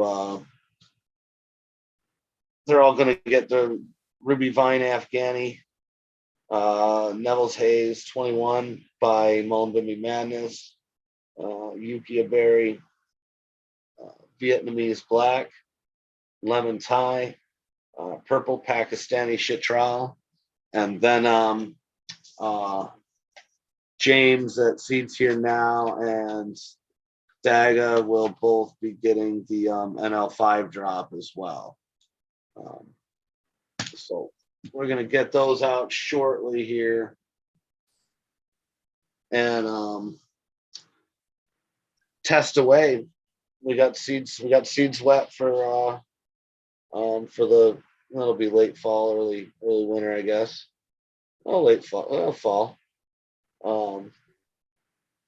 We got I got testers outside already with a few people, and then we got some indoor ones going very shortly here. So you know, with luck, we'll get some nice ones to put out there along with the other stuff that I have going on. So we're gonna look for that again. You know, end of September, early October. We should be able to get most of the testers in. We might have to wait to drop a couple of varieties, some of the longer finishing ones. We'll see how they go outside. I'm not sure yet. That's part of the process, though. So we'll find out. Currently working on some stuff with the Lemon Thai guy. And if you want to follow that progress, you can find me on IG at @J2Cans. And the alternative page is at Blackbird Preservations for the seed company. And if you want to talk woodworking, leatherwork, any of that kind of shit, you can hit me up on the @J2Cans, or actually the Blackbird site, or the Blackbird page as well, is that one's public. So if you need to get a hold of me, if I haven't like accepted your request or whatever on my private page, hit me up through there. You know, if you need gear or if you have any questions or anything like that.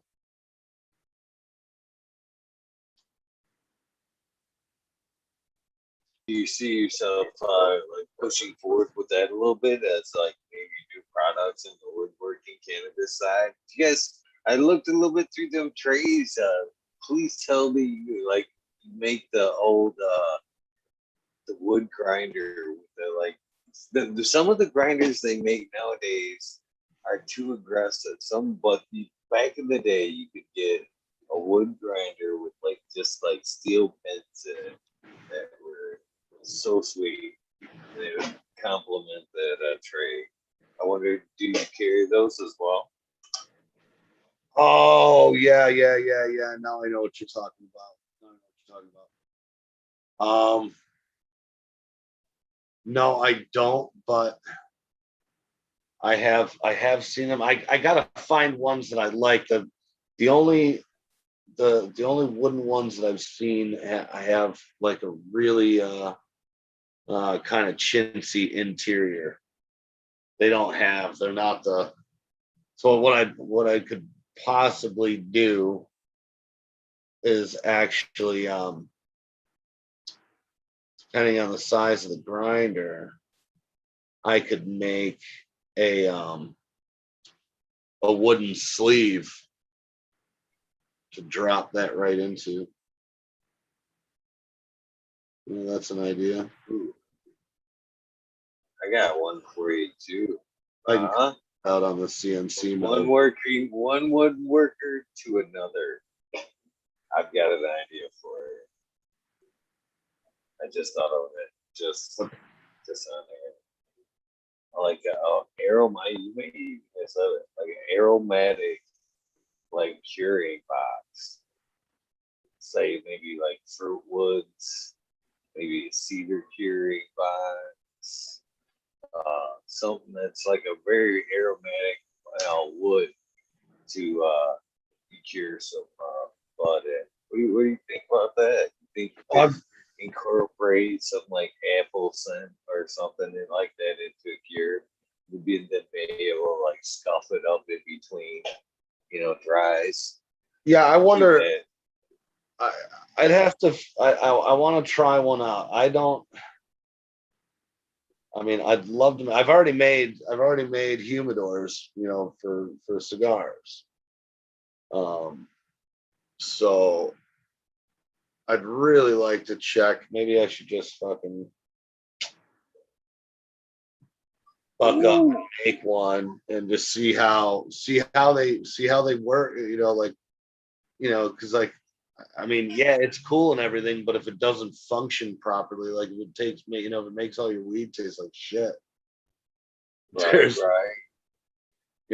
But it's like as far as like that process, instead of, I don't know how you would do it though.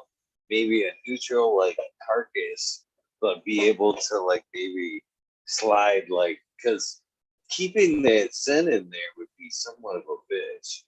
Cedar definitely you could scuff her up and bring it back easy enough. But what about like say maybe panels, like maybe 16-inch panels you drop the line the sides with for the dry to help slow it down.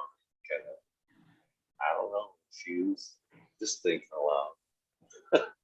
I don't know. I'm a woodworker too. I love thinking of shit like that. yeah, well, it's like the uh for the cigar humidor, it's a 3/4 inch carcass and then lined with 1/4 inch Spanish cedar lid, bottom, whole fucking 9 yards. Seals up nice and tight, and the cedar is supposedly, you know, that's there to kind of stop the ambient humidity from affecting what's inside. Works as a barrier. So if you're in an area that's super damp out, that cedar is supposed to help keep out some of the dampness. They still have a spot for the humidipacs or whatever, but that cedar is there not just not just because it smells nice. I don't know. Again, it can't. It can't affect it. I mean, you'd think it can't affect it in a negative way because you got motherfuckers spending thousands of dollars on cigars and throwing them in a cedar lined humidor. If it made them taste like shit, they wouldn't use them. So, this you figure they got to work. So, I mean, I definitely want to test it out before. I had talked to a cat about hooking them up with a humidor, and then I'm like, wow, man, better make sure this fucking thing doesn't ruin the fucking meat before I sell them all these goddamn things. So I've kind of sat on it. I still have enough cedar to do one more humidor. So I'll get it together and give it a try. We'll roll up some cones and see how you do. Vented panels that slid back and forth like fingers, so you could control that airflow. Yeah. I don't know, man. I tell you, I do miss woodworking. To be honest with you, my woodworking kind of took back seat to growing campus. To be honest with you, and I've spoken on the air quite a bit to when I get that building that I want so badly. Hopefully, it will come very soon. That nice size pole barn. I want to fucking at least a 60. I'll take a 40 by 80, or preferably a 60 by 80. But incorporate most of it, grow a little gym space, and then have my wood shop again. All my favorite things all in one giant building. I probably wouldn't leave, but man, I'd love to fire up the woodworking shop again, man. It did. The growth started above the fucking wood shop, and then came downstairs and just engulfed the fucking wood shop. Yeah. Yeah, I hear that. It happens. I actually started taking on wood, not necessarily woodworking lately. I've been laying some tile, and I got to admit, man, I kind of miss it. That end of the job feeling when you knocked out, you turned something shit into something awesome. You know what I mean? The gratification of all that. I kind of miss it a little bit. I hate to admit it, but it's nice. It's nice wrapping up a package, when you finally get it fucking done. That's for sure. It's been a struggle lately with a bunch of shit going on, and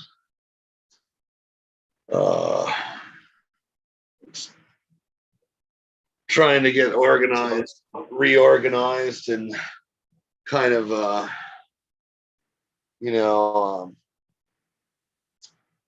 adding on a whole nother set of chores, and we're doing raising some ducks this summer. Ducks and a few geese. So that's been a little bit of a time consumer, but it's necessary, and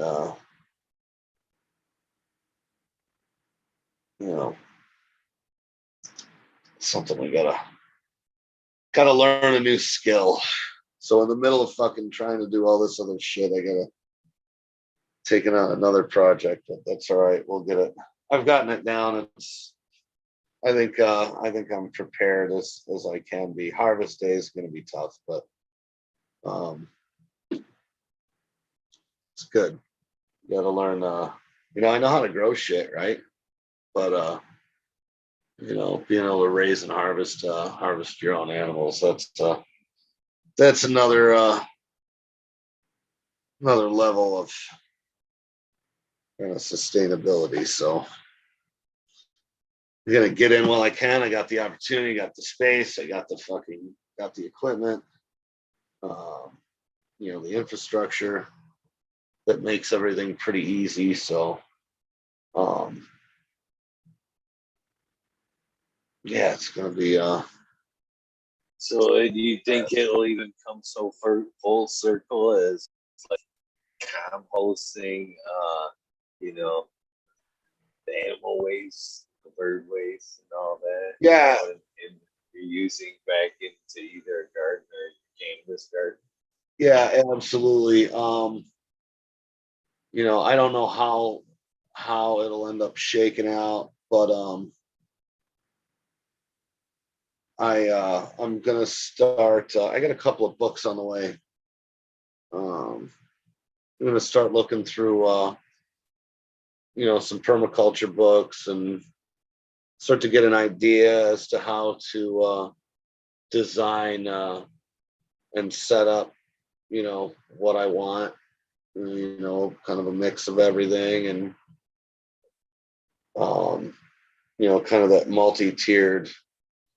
I can't remember who I was watching the other day, but he has this orchard, all kinds of different shit, you know uh, from pit fruit to apples to um and then like the smaller bushes, berry bushes and shit like that. And then there's like another layer. So you got all this, you got your large trees, and then you got your medium sized stuff, and then you got your ground, almost ground cover type stuff. And how to kind of plant them in threes and plant them in these trios in certain ratios. You got the one tree, you got a couple of bushes, and you got 4 or 5 of these down below. And yeah, it's just interesting to see how that kind of stuff works together. And it's basically high density. It's high density planting, and so that you can kind of get a good variety of stuff on a modest area of land. You don't need you know you don't need 100 acres to sustain yourself. You only need well, shit, man. That's what is it like? There's a book. It's like a quarter acre to freedom or something like that, and it's basically it's this really like high density vertical integrated kind of vertical farming. You know, really really cool. How you can grow everything, just about everything you need, and then have extra to sell on a quarter acre plot. And if you want to add animals, get yourself a couple acres, and you can at least bring in small stuff. That's the ultimate plan. Be able to kind of have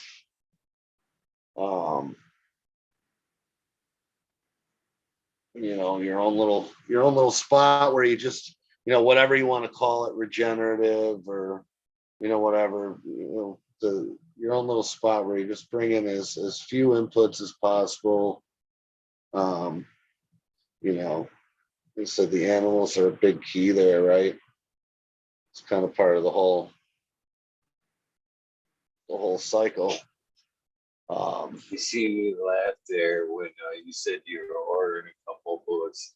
I'm trying to venture down that organics road a little bit, but man, I'm going to be honest with you. Even listening to you speak right now, fucking some of them organic books, I've read books on and about psychedelics that were easily understood than some of the rabbit holes of the organics I've been down.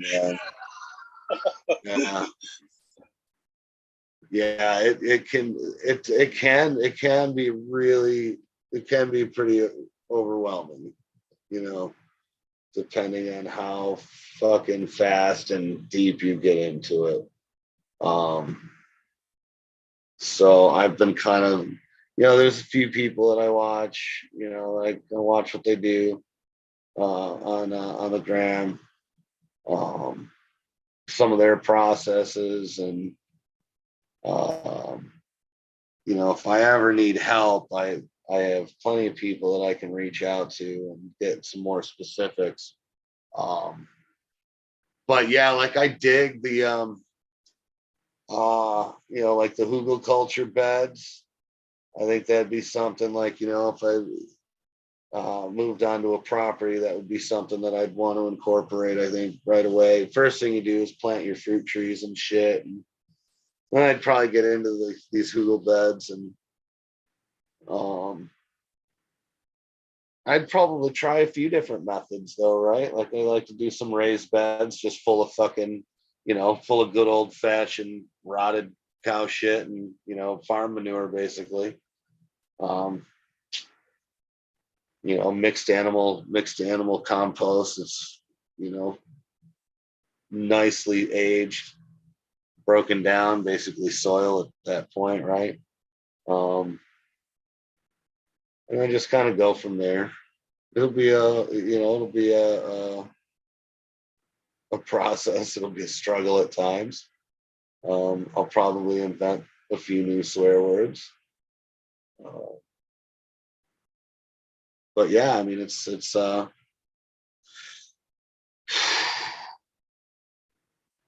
one thing that this is, kind of helped me, the cannabis, getting back into, um, you know, cultivating and everything, is that, it's also helped me kind of get my head back into like, I moved back out to the country. I used to live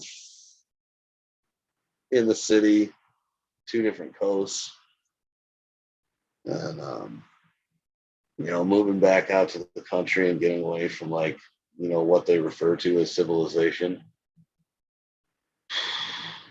just makes me realize that, we're like completely fucking disconnected from this planet, the earth, nature, everything that fuels us and provides for us. We're like fucking disconnected from more and more every day. And, being back here has been a big wake up and a kind of a reminder and maybe a kick in the ass to, not be so reliant on,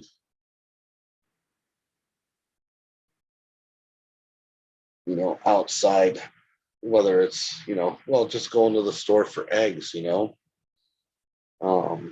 we're actually pretty good out here. Like I can go down the road, I can go a hell of a lot closer than the nearest store and get eggs and get fresh milk, non-pasteurized, fucking real milk. Um, so that's the nice thing about living out here, And so if things do get messy, if food prices were to fucking go through the roof, and like we wouldn't be too bad out here. We can hunt, we can, a lot of us have shit stored, like, months worth of this, that, or the other thing, or at least something that they can do or trade to acquire what they need. Barter is, pretty big out here. So, um, yeah, it's been great to see, to have, to kind of have it come around the way it has. And start out with, my reunion with cannabis, and now to just kind of feel a lot more confident moving forward, even with, as shit falls apart around you, still smile a little bit and be like, yeah, but I can grow like green beans and shit, and I can fucking, I know how to slaughter poultry, and you know, I mean, imagine living in a city and having no fucking skills, and then imagine the food supply being like, scarce, or even just a little short for a while. Like, you know how fucking fast that shit turns. A city with millions of people and they don't have food for a couple of days, it's gonna get ugly real fast. Or even if it's just real expensive and people start going hungry, that's when shit gets ugly. So I don't want to have to, you know, be caught in any kind of situation like that. And if we can grow food, it's like, yeah, it just kind of goes along with what what I'm already doing anyway. So add some tomatoes, add some beans, grow some raise some livestock, grow some fucking fruit, do something, add some sort of skill, right? I agree, man. It's sad to see, you're calling it, man. Especially a lot of the newer generation have no idea how to hunt, fish, the basic skills. It's been lost from generation to generation, and it's sad. It's sad. Well, like change a tire. Something simple like how many kids, right? How many 20-year-old kids know how to change a tire? I think we've, it's hey, technology's awesome, dude. Like we can sit here and have this conversation in fucking completely different parts of the country, and anyone with an internet connection can basically tune in and watch themselves too. Pretty awesome, but there's drawbacks to all this shit, and there's the bill comes due, right?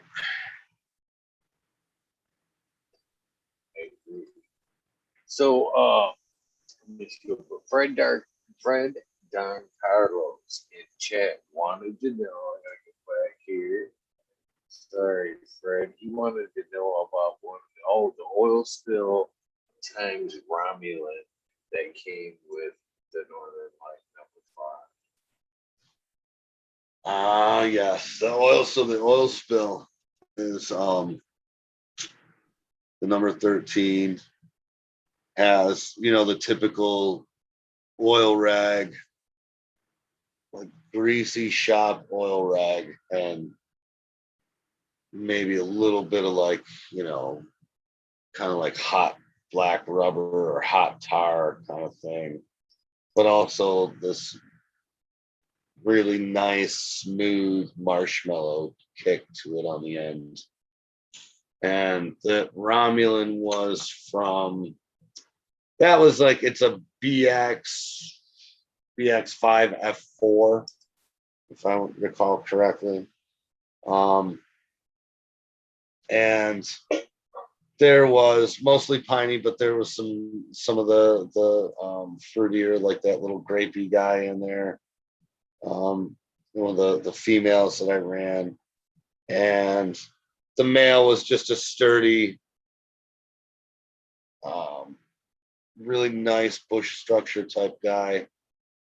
And the progeny that I saw basically looked like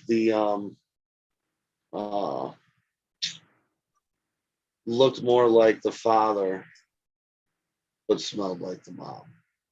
And so had a really nice, like a sweet pine tar, like a greasy sweet pine tar nose to him, with some oddball fruity ones that had popped up, but mostly greasy pine tar. I'm trying to think like a sap, almost like a Swedish sap to it.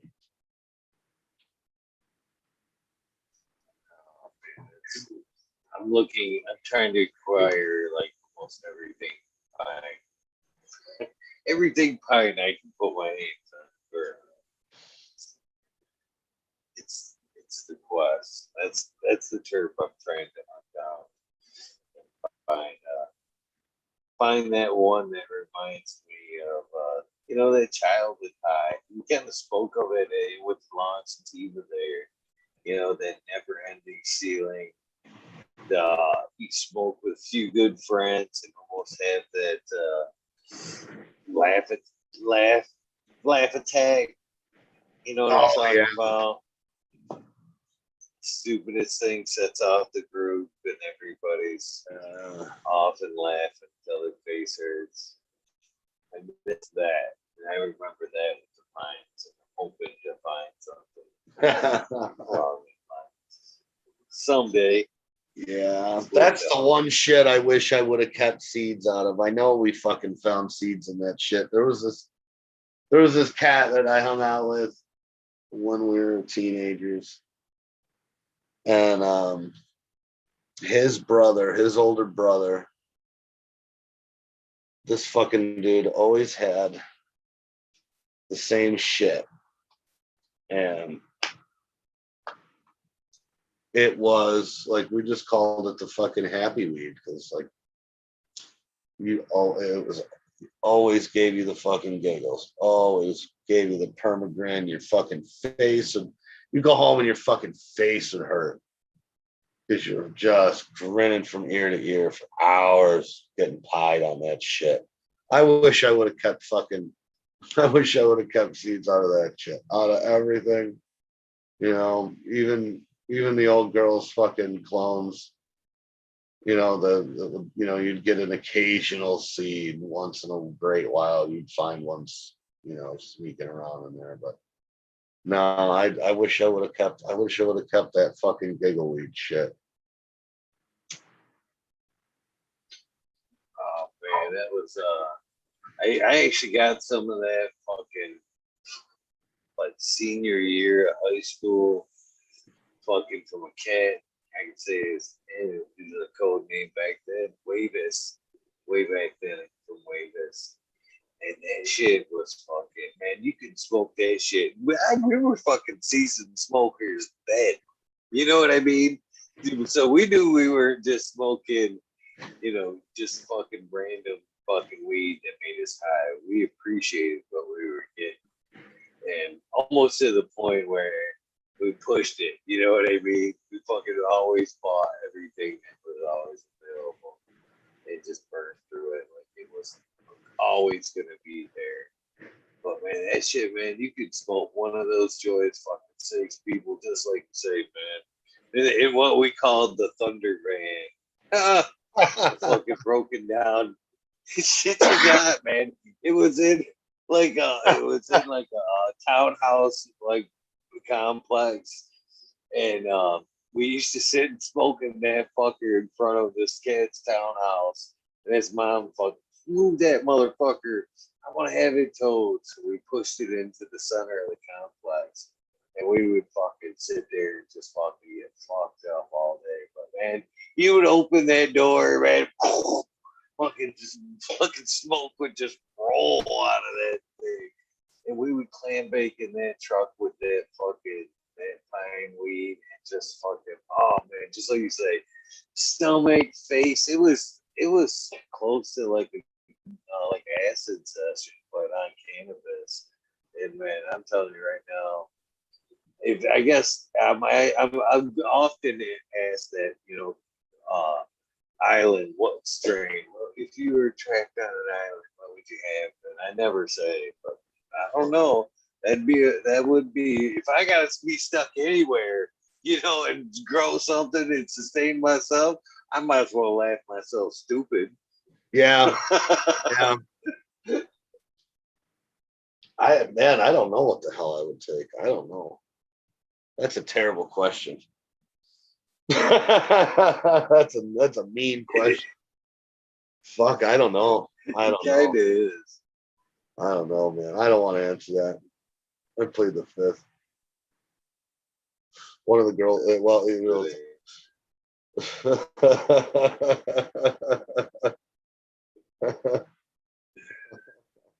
Who's my favorite? No matter what I say, I'm gonna have a lot of angry girls. It depends, though. Like it does. It depends, and what kind of mood you're in, and what kind, just like what are you craving at the time, and like maybe what time of day it is. Like, there's some heavy duty stuff that like I quite enjoy, but not at 2:00 in the afternoon when I got shit to do. If I manage to get out and get out of the house and uh, go play a little golf or something. I don't want anything too fucking, you know, too lethargic or too stupid. I don't mind getting fucking pied, but certain, Come on, you're on a desert island now. Unless your Oh, day includes designing that golf course. fuck, man. You know what I mean? You might as well laugh. Yeah. Oh, yeah. Yeah. Laugh, come out and maybe I like definitely design like. you a club and walk around the Yeah. woods and fucking laugh your ass off and just watch it. Like if you had a fucking giggly, if you had like, well, man, that's like all it's missing, really. Something that's just really uplifting and happy and have that, like, I don't know, I love me some of that fucking Indiana bubblegum. Um, Bringing that kind of flavor or something like that. Oh yeah, that'd be all right, I guess. That'd be my desert island or something like that. Yeah. I like the buzz on the bubblegum. I like the buzz. It's not quite fucking, permagreen giggly though. You have to figure out a way to fix that. Yeah, I stick with the laughy. don't know. Like, I don't know. Got to find that, I, what do you have any of have you ever had like just straight jelly bean? I've heard that's supposed to be like pretty fucking, Yeah, I've ran jelly bean a few times. Second run. It's a good, but not. yeah, I wouldn't compare it to like. That's a tough comparison there. You know what I mean? I haven't seen yeah, nothing in years that compares to what we're talking about with that old fine kind man. of. I wish. Yeah, that's, It's one of them things. I don't know. I wish, but be careful what you wish for. You know what I mean? yeah. Do I want to get in the garden and then fucking do nothing but laugh my ass off? Oh man, I'll have to put in an inquiry or two. Yeah, for sure. I'll definitely put that on the list.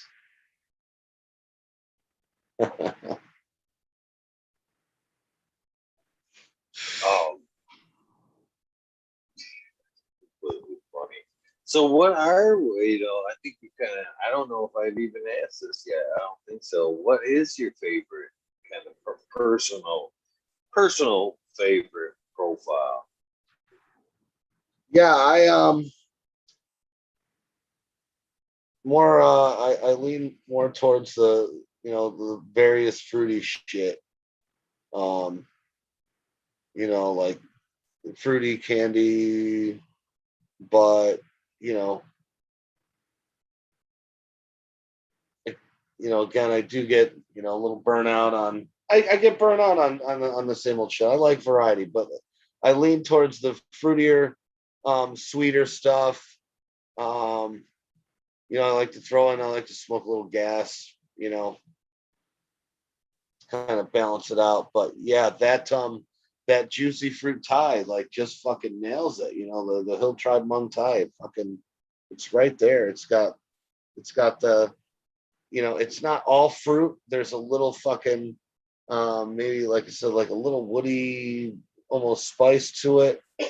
Um and the ride is just it's real happy. It's not quite, it's not, you know, it's not the fucking permagrin type shit, not quite the giggleweed, but it is a very fucking like happy ride to it. So man, yeah, I think that might do it for the desert island, actually.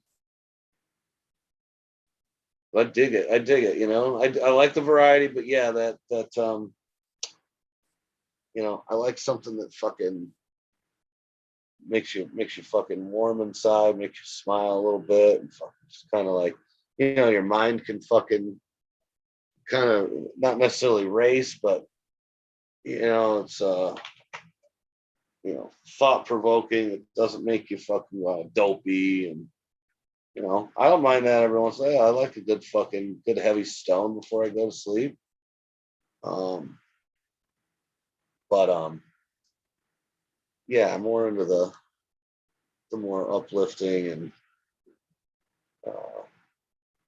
because I like to smoke all day. I like, and I got shit to do, so it definitely helps to have something that'll put a little pep in your step too, without having you peeking out the windows every time the dog barks. So looking, if somewhere we're looking down your strain library, what would you say would be your strongest, indica, your strongest, cow slot, your strongest like sativa? And do you have like what would you be like your kind of jump for the Um, Strongest sativa. Currently here, probably, it's somewhere with like the cockfighter or the Vietnamese. There's a couple that I'd waiting on that would probably top those, but I'm not jinxing anything at this point. But yeah, so the sativa side's a little weak right now, but I'm hoping that changes real soon. On the indica side, the widows are definitely strong. If you can get Sharon right, she's a fucking kicker. The other one, the uh the 95 is a fucking bell ringer. And that's that the widows that oh shit, it's that weird mix that I can never remember because it's like, it's got like the Korean or something like that in it. But that's, it's famous, the one you saw in High Times, and it was winning the Cannabis Cup, and everybody knew fucking White Widow back in the day. Everybody knew, even if you never smoked, you knew what White Widow was, right? You heard about it, you saw it, you read about it. So that's, I mean, I don't know if you want to. Guess we could classify it as an indica. I don't know. Let's say fast flowering. How's that? So for fast flowering varieties, that's probably fucking right around the tippy top. Yeah, that's takes the fucking taco, I would say.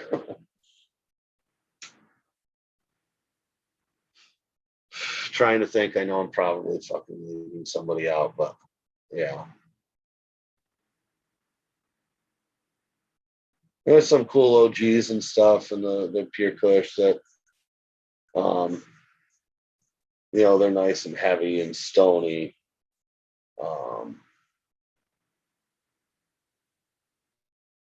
And like the Albany Sour is fucking, it's real strong. It's real strong. I don't know how you want to classify that though. What it takes about 11 weeks or so. So it's a faster flowering variety. I got some seed stock from a buddy of mine that sent it on over. This Lazy Pharaoh sent me some more Taga that I'd like to dig into. So I'm sure there's something nice in there. That another guy got some Kandahar off me. He's got some pretty strong ones coming out of that Kandahar black. Well, that was another good line. Those sold out quick, though. I got some of the other Kandahars out of different selections. Still available. I'd have to redo the black, though.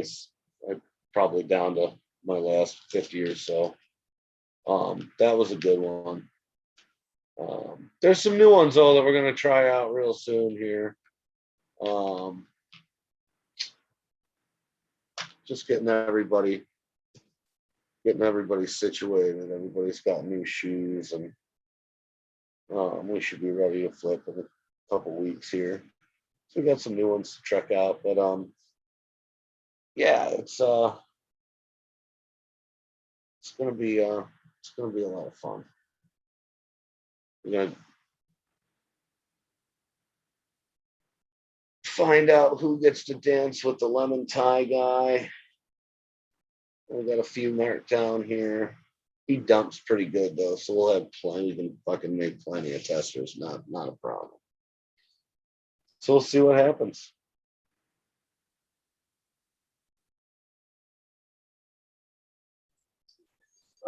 Is the lemon terps one of your favorites there? I went through a lemon spell as well. Yeah, and I thought that they were a nice balance. There's some a couple of lemon cuts that I've gone through. One was just way too strong.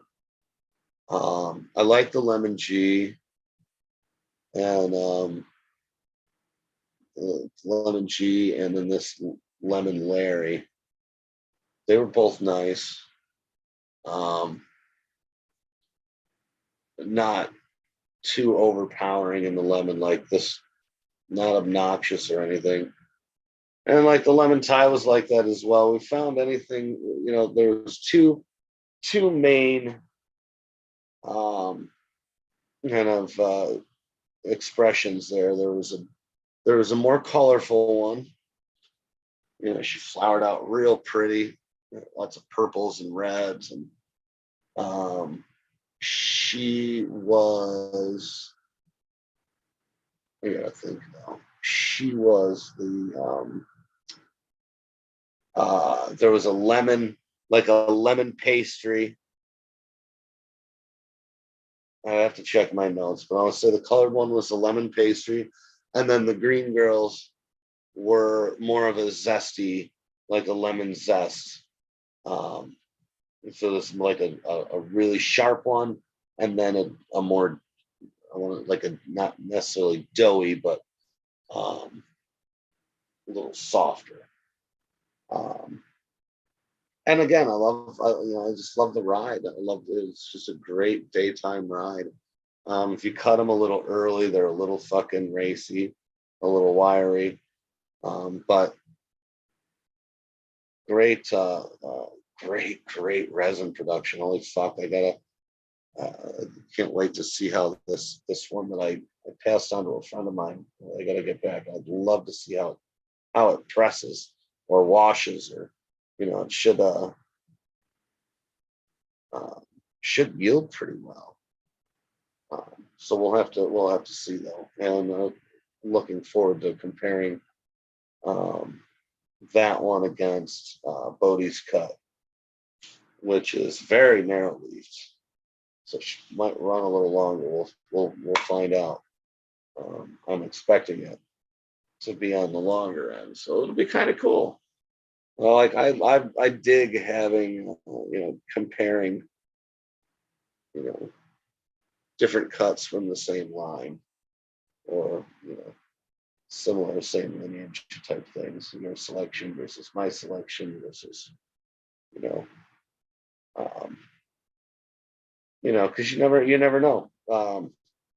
So I like popping seeds. I like looking through stuff because a lot of the times it's something that's maybe not quite exactly typical of what you expect to find, but there's a little bit of an outlier there. that are sometimes fun. Sometimes they're crap, like you keep the little freaks and you're like, oh, it's a freak, look at it. Oh, and you give it all the love in the world and still it's just a freak. And um, but yeah, you never know what you're gonna find. And I do like, like I said, I do like the outliers, that uh, the oddballs. So yeah.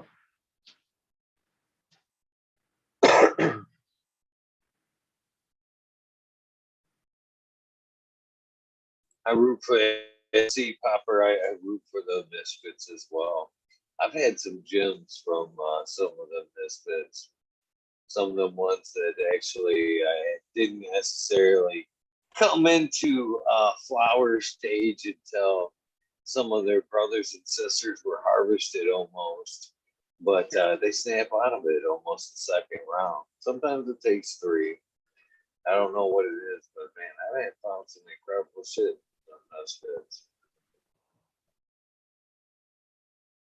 Not always, though, as you point out. Not always. Yeah. Well,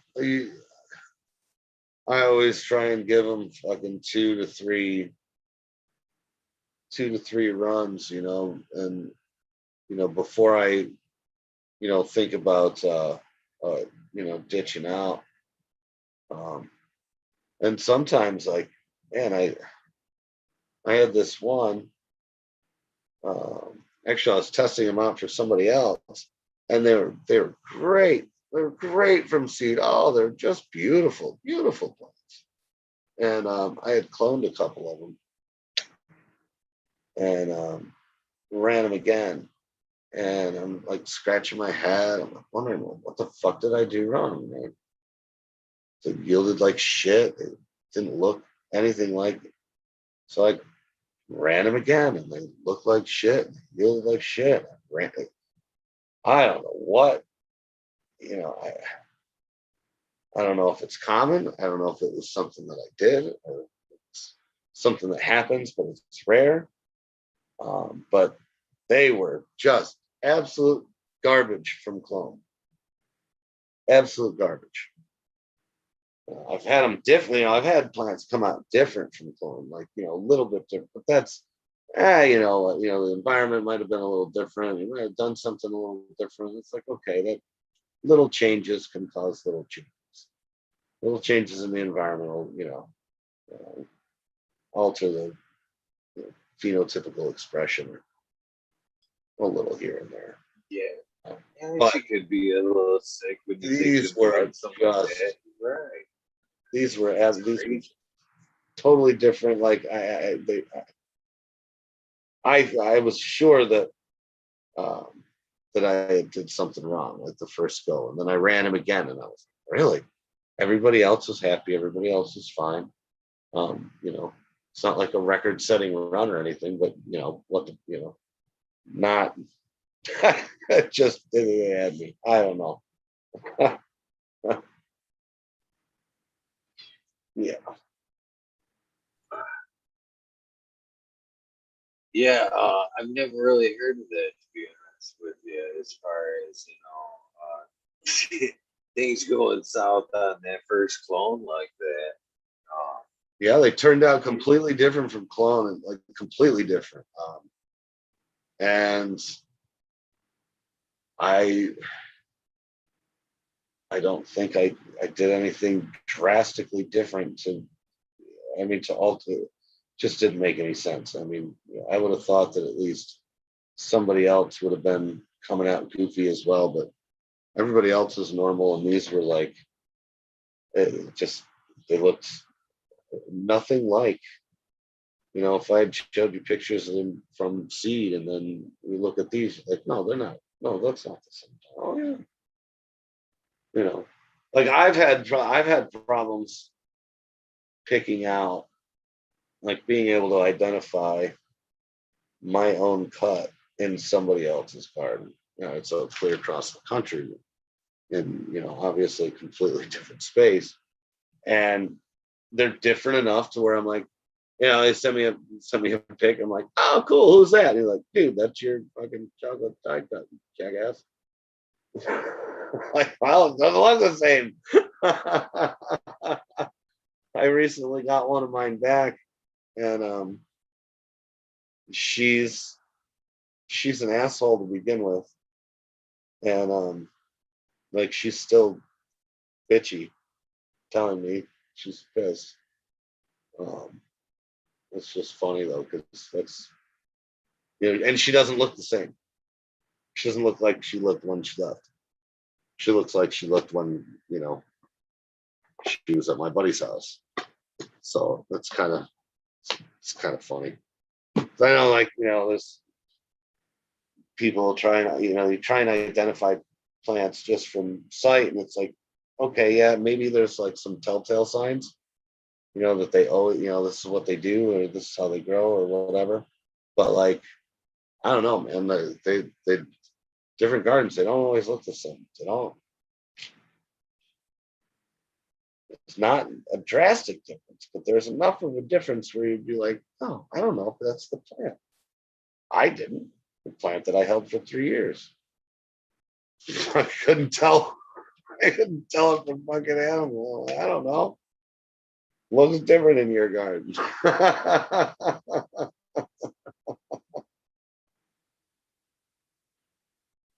It definitely happens. I've had cuts. Jack Greenstock has mailed me some cuts, or allegedly. Uh, and you know, the number two he sent me, it was supposed to have that pine terps, and when they got here, man, it was, I ran it a few times, and all I could get out of it were like a dragon fruit. It was completely different in my environment in cocoa, and you know, sometimes they do change a little bit from environment to Yeah. environment, especially from calm. I mean, for sure. I greatly appreciate your 2 to 3 run kind of on a judgment of a strain. In my opinion, it takes at least that, because I used to get pushed all the time to fucking strain, standard strain reports, 10 years for your report. And I wouldn't like to give them until at least my second run with the strain, in all fairness to everybody, because I couldn't figure out exactly what I liked in that first run. And I don't think it actually expresses itself until like the second run, everything. And then, like you said, and then with that second run, with the new kind of stuff coming out in it, you almost need that third one to go, huh?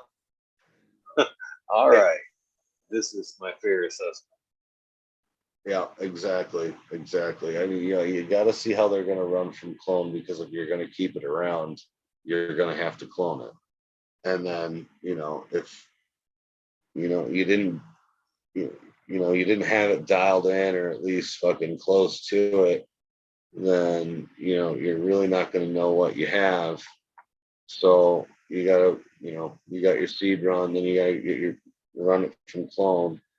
And you got to run it from clone and give it a good one, so that you know, give it a fair shake.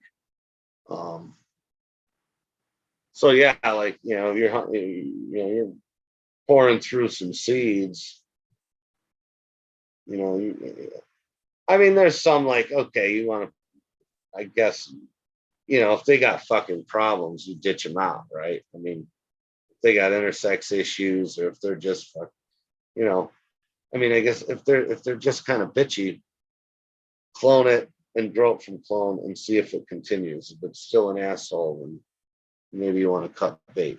Um, you know, flower it out once, you know, once or twice, and then cut bait. Um, I know it's it's not easy, and that's just on a small scale too. Like, you know, some of these cats, like these guys are, now they got access to, you know, this giant fucking warehouse, or you know, giant fucking greenhouse grows and shit, and warehouse grows. Um, you know, they're out there doing thousands of seeds, which is awesome. Awesome to see. You know, tens of thousands of square feet of just fucking the same cultivar. that's a fucking that's a hunt. And you know, being able to pare that down and you still got to rerun, dozens, if not hundreds of plants. That's phew, it's a lot of work. It's a lot of work, but it's worth it. So I can't If help you but want to wonder find for those standout special plants, you want to find those, the real fucking, the oddballs or the unique ones. Power in numbers.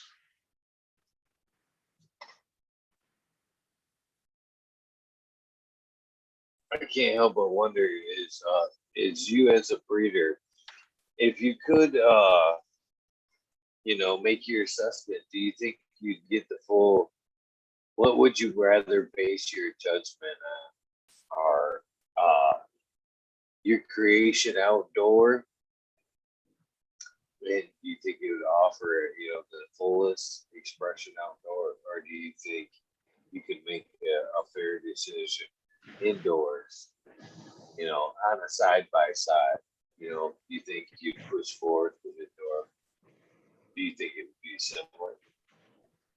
Well, I pick up stuff uh from certain people because it's been bred outdoors, and and in some instances some pretty shitty climates. Um and and there's plenty of varieties that you'll see, the breeder will flat out, tell you, hey, listen, these are not for indoor. This is an outdoor type of deal. Um, you know, I think they both, you're gonna have your varieties that are gonna be the indoor champs or the the like the light dep or the big greenhouse champs or whatever. And then you're going to have the ones that thrive outdoors. So you're going to have you know two separate um two separate groups. Both have their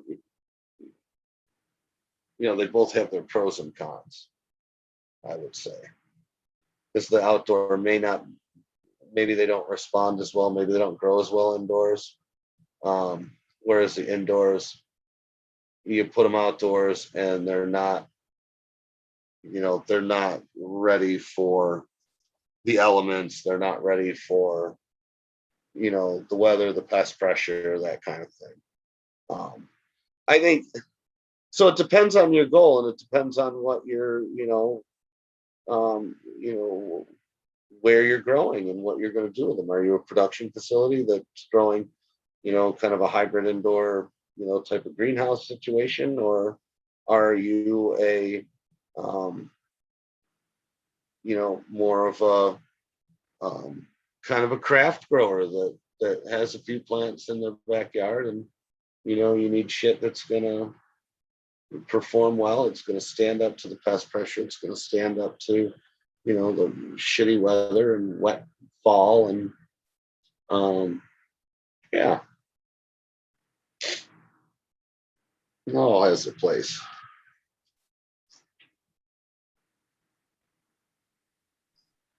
I can't wait to venture outdoors on a larger scale someday. Yeah. But for now, stuck indoors. Well, there's a couple that I have that's like, you see them inside and they're big. They want to be big. You can tell, like, they just want to be big, big, like that, two in particular, that Black Lime Reserve and the Beyond the Brain from Mandala that this cat sent me. You can just tell she wants to be just fucking huge. like 8-inch fan leaves in a fucking, gallon of fucking cocoa or a gallon and a half of cocoa. It's a tiny little pot. So, it is ones like girls like them, you really just want to see them outside in all their fucking glory under, full sun, just raging. I can just imagine how huge they get. Big old fucking families, big fucking donkey dick holes.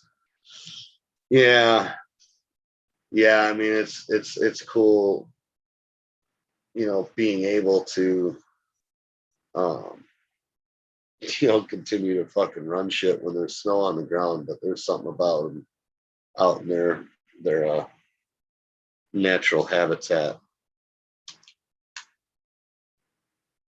Can't beat it. Is outdoor breeding ever going to be a possibility for you? Possibly. Yeah, at some point. And we're at the point where people are in this area are going to start needing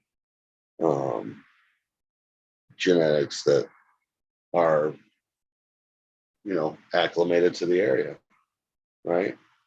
Like if you're gonna add strawberries to your garden, buy the the little starts or whatever. Your best bet is to find someone somewhere local or whatever. Find berries that are grown nearby or as close to you. You're not gonna bring in fucking strawberries from halfway across the country or from way down south or from way up north or whatever the case may be. Find something that's acclimated to your local area. So yeah, that's definitely, I mean, the Northeast in general is all, just about all flipped, right? I don't know who's left. I don't know. I'd have to look at the map again, but so yeah, there's there's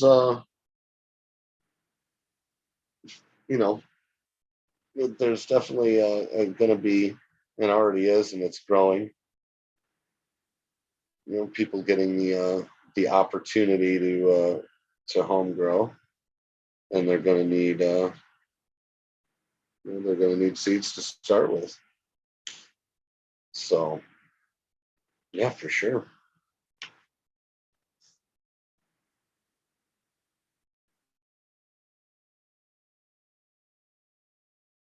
I'd rather see people start from seed myself. If you're gonna start doing something, you might as well, like if we talked about earlier, learn basics, learn how to psycho plant, learn how to fucking germinate, get it all down, and then you're set. Taught yourself to fish. Yeah, yeah. Well, and I was actually fortunate enough to catch up uh, with this grower who's actually from maybe not the immediate area, but he's around. And so it was cool. It was, I'm someone to kind of get some local, add to the local gene stock. A couple of things collected, but being able to add to that, and another variety or two to go through and maybe incorporate into uh, something that's targeted for this area in general. That's a great start, man. Great start.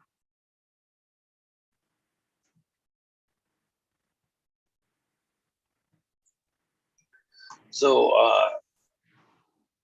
yeah, I agree with that too, 100%. Kind of regionalized cannabis a little. But do you think it should stay legal or regionalized? if it could, the markets get that demand. Well, I like the idea of the kind of like the appellations or whatever. I don't know what they would call it if they're going to, um, like what they do in Europe. In order to sell a Parma ham, it's got to come from Parma, Italy. They can't import it from somewhere else. Not even somewhere else in the country. It's got to come from Parma. Bordeaux wine has to be made in Bordeaux, France. Can't be made in Champagne, whatever. So I do like that kind of. I don't know if they're still pushing for it or heard the talk about it, but I think that's cool because it gives credit to the area that should be credited. If it's a Mendocino County or if it's Ukiah, this or that, they should be, that they should have that designation so that when that stuff goes to market, people know, or, they can know where exactly it came from and that there is a governing body of sorts that tracks and kind of just oversees and makes sure everyone's on the up and up. So I do like, I would like to see something like that. Yeah, I like Kentucky bluegrass to be certified Kentucky fucking bluegrass. If it was grown in the Emerald Triangle, it'd be a lot like the label on a bottle of wine. You have the grower, you have the estate, or the region, and because I do think there's a lot to that. The whole terroir thing and the effect of the environment on the plant is pretty obvious. So you're going to want to delineate Calio grown in California versus Mendocino, California versus Calio grown in fucking somewhere in whatever, Michigan, Oklahoma, wherever. It's going to affect the product. And so if you had a varietal that you bred or discovered or whatever, and that you were growing and you wanted to license it out or let it out, sell the cut, but you still wanted to be able to say, no, on the dispensary label, it wouldn't just be Johnny's OG, it would be Johnny's OG, Mendocino, blah, blah, blah, blah, blah, blah. So that when they're, that cut makes it around, it's not, it's Johnny's OG, but now it's, this is where it was grown. So there's you're gonna have people that get into that kind of shit, right? The more the clientele base opens up with more and more states saying, well, fuck it, let's just make it recreationally legal. You're going to have a lot of these kind of, kind of yippy wino types that didn't have the balls to partake when it was illegal, but now that it's legal and it's going to hip and it's like going to be like the new fucking let's sit around and fucking sample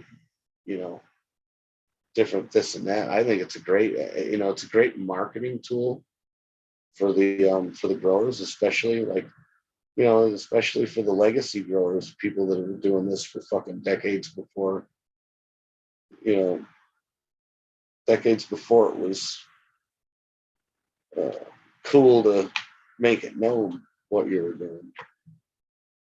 Um, you know, you got some of these legacy people that could, that, you know, they can at least enjoy some of that notoriety, and maybe it'll help them sell their product or whatever.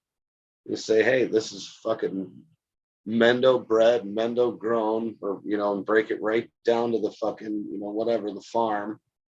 I think it's really cool. I think it's a really cool marketing tool. I think it's a really cool way to,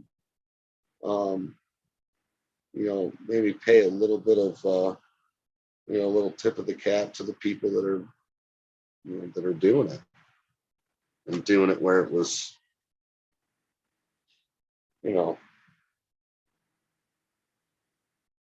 doing it from where it came from to begin with. That's kind of cool. I'm down.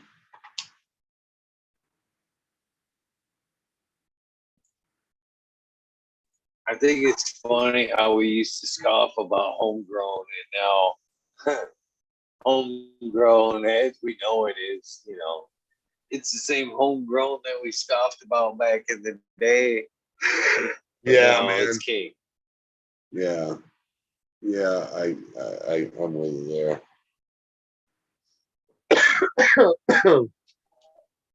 I mean, how does that even work? I mean, Hit these eye drops, man. My eyes killing. Oh,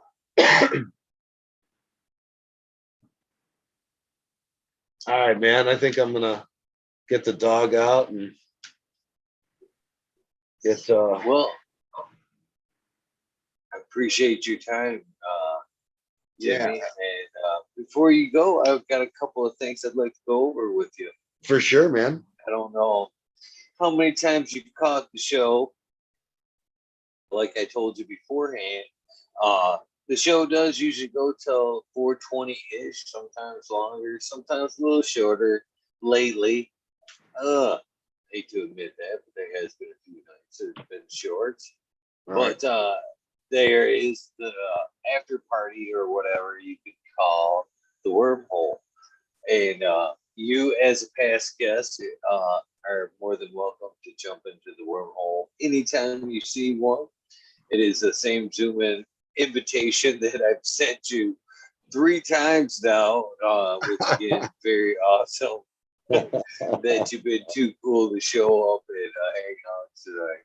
But it says very same invitation anytime that you see a wormhole. Monday nights are mandatory wormhole. The rest of the nights are kind of filler. You know, if we go full all the way, there's no wormhole. But if like tonight, I'm gonna fire one out for a few and hang out. But you're more than welcome. You don't need an invite. Just come hang out anytime you see fit. Uh, Open invitation. I'd like to extend that to you. And the second thing I'd like to get from you is like an old school radio soundbite, kind of commercial for your episode, but basically what I'm looking for in my words would be something close to, hey, this is Eagle, and I'm on fucking Talking Shit with Eagle, episode 403, and you can throw whatever you want, make it your own. But remember, when people listen to it, I kind of want them to go, hey, that's a cool fucking dude right there. I need to go back and watch that episode. Oh, it's so not me though. Well, hey, this is JT. I'm talking shit with Eagle. I'm happy to finally be here. You can find me on Instagram at J2Cans. You can find our woodworking and leatherwork and artwork at dirtybirdtradingco.com. And yeah, and our alternative page, our seed page is Blackbird Preservations on Instagram, and you can hit me up there anytime. I'll be back popping in here at some point. Yeah, I mean, thanks for having me, man. I mean, yeah, I really enjoyed the chat, and I'm glad to finally make it on, and glad you got your fucking internet, where you don't have to, you're not getting kicked off, and So and the gremlins embarrassing. are gone. Oh man, so embarrassing. But I Oh, it's can't all thank good, you enough. man. Most people would have told me to fuck off by now. I can tell you that right now. One night, okay, something happened. 2 nights, all right. I think you're fucking with me. I was wondering. I'm like, what the fuck, dude? Oh, it's all good, man. I know. The technical things don't always they don't always cooperate. I deal with a lot of that shit, and more than I thought I would, and so I appreciate the struggle, and I won't break your balls too hard. In my opinion, it shows exactly how awesome you are. So thank you so much for coming and hanging out. I greatly appreciate it for sure. And I hope you do take me up on that invite sometime soon. Very soon, my friend. Right on, man. Right on. Well, you guys everyone have a good evening. Thanks for having me on. We'll chat again soon, buddy. All right. Have a great night. Cheers, man. Cheers. Well, that wraps up this episode 403. I know you guys have enjoyed it. I've watched chat all evening, and you guys have said nothing but great things about Mr. Toucan. It's been a great night. I have enjoyed the conversation. Thank you again, John, for helping me get Jimmy Toucan on the show. If you have somebody you'd like to see on the show, please get a hold of me. Help me get them on. I'd like to see them on myself. And again, thank you and happy birthday to, of course, first and foremost, my baby girl, Lexi, who is 22 today. Of course, John, who I just mentioned in the chat, it is his birthday as well. And Miss Annie N. It says in my book, it is her birthday as well, who is it's a little early for Annie, but hopefully she'll watch this and catch her happy birthday. So thank you guys very much for tuning in. You guys know the deal. Please do something nice for somebody. Random acts of kindness do save lives. I'm a living, breathing example of that. I'll see you guys in a few in the wormhole. Thank you guys for tuning in. I am out of here. Thank you, Jimmy.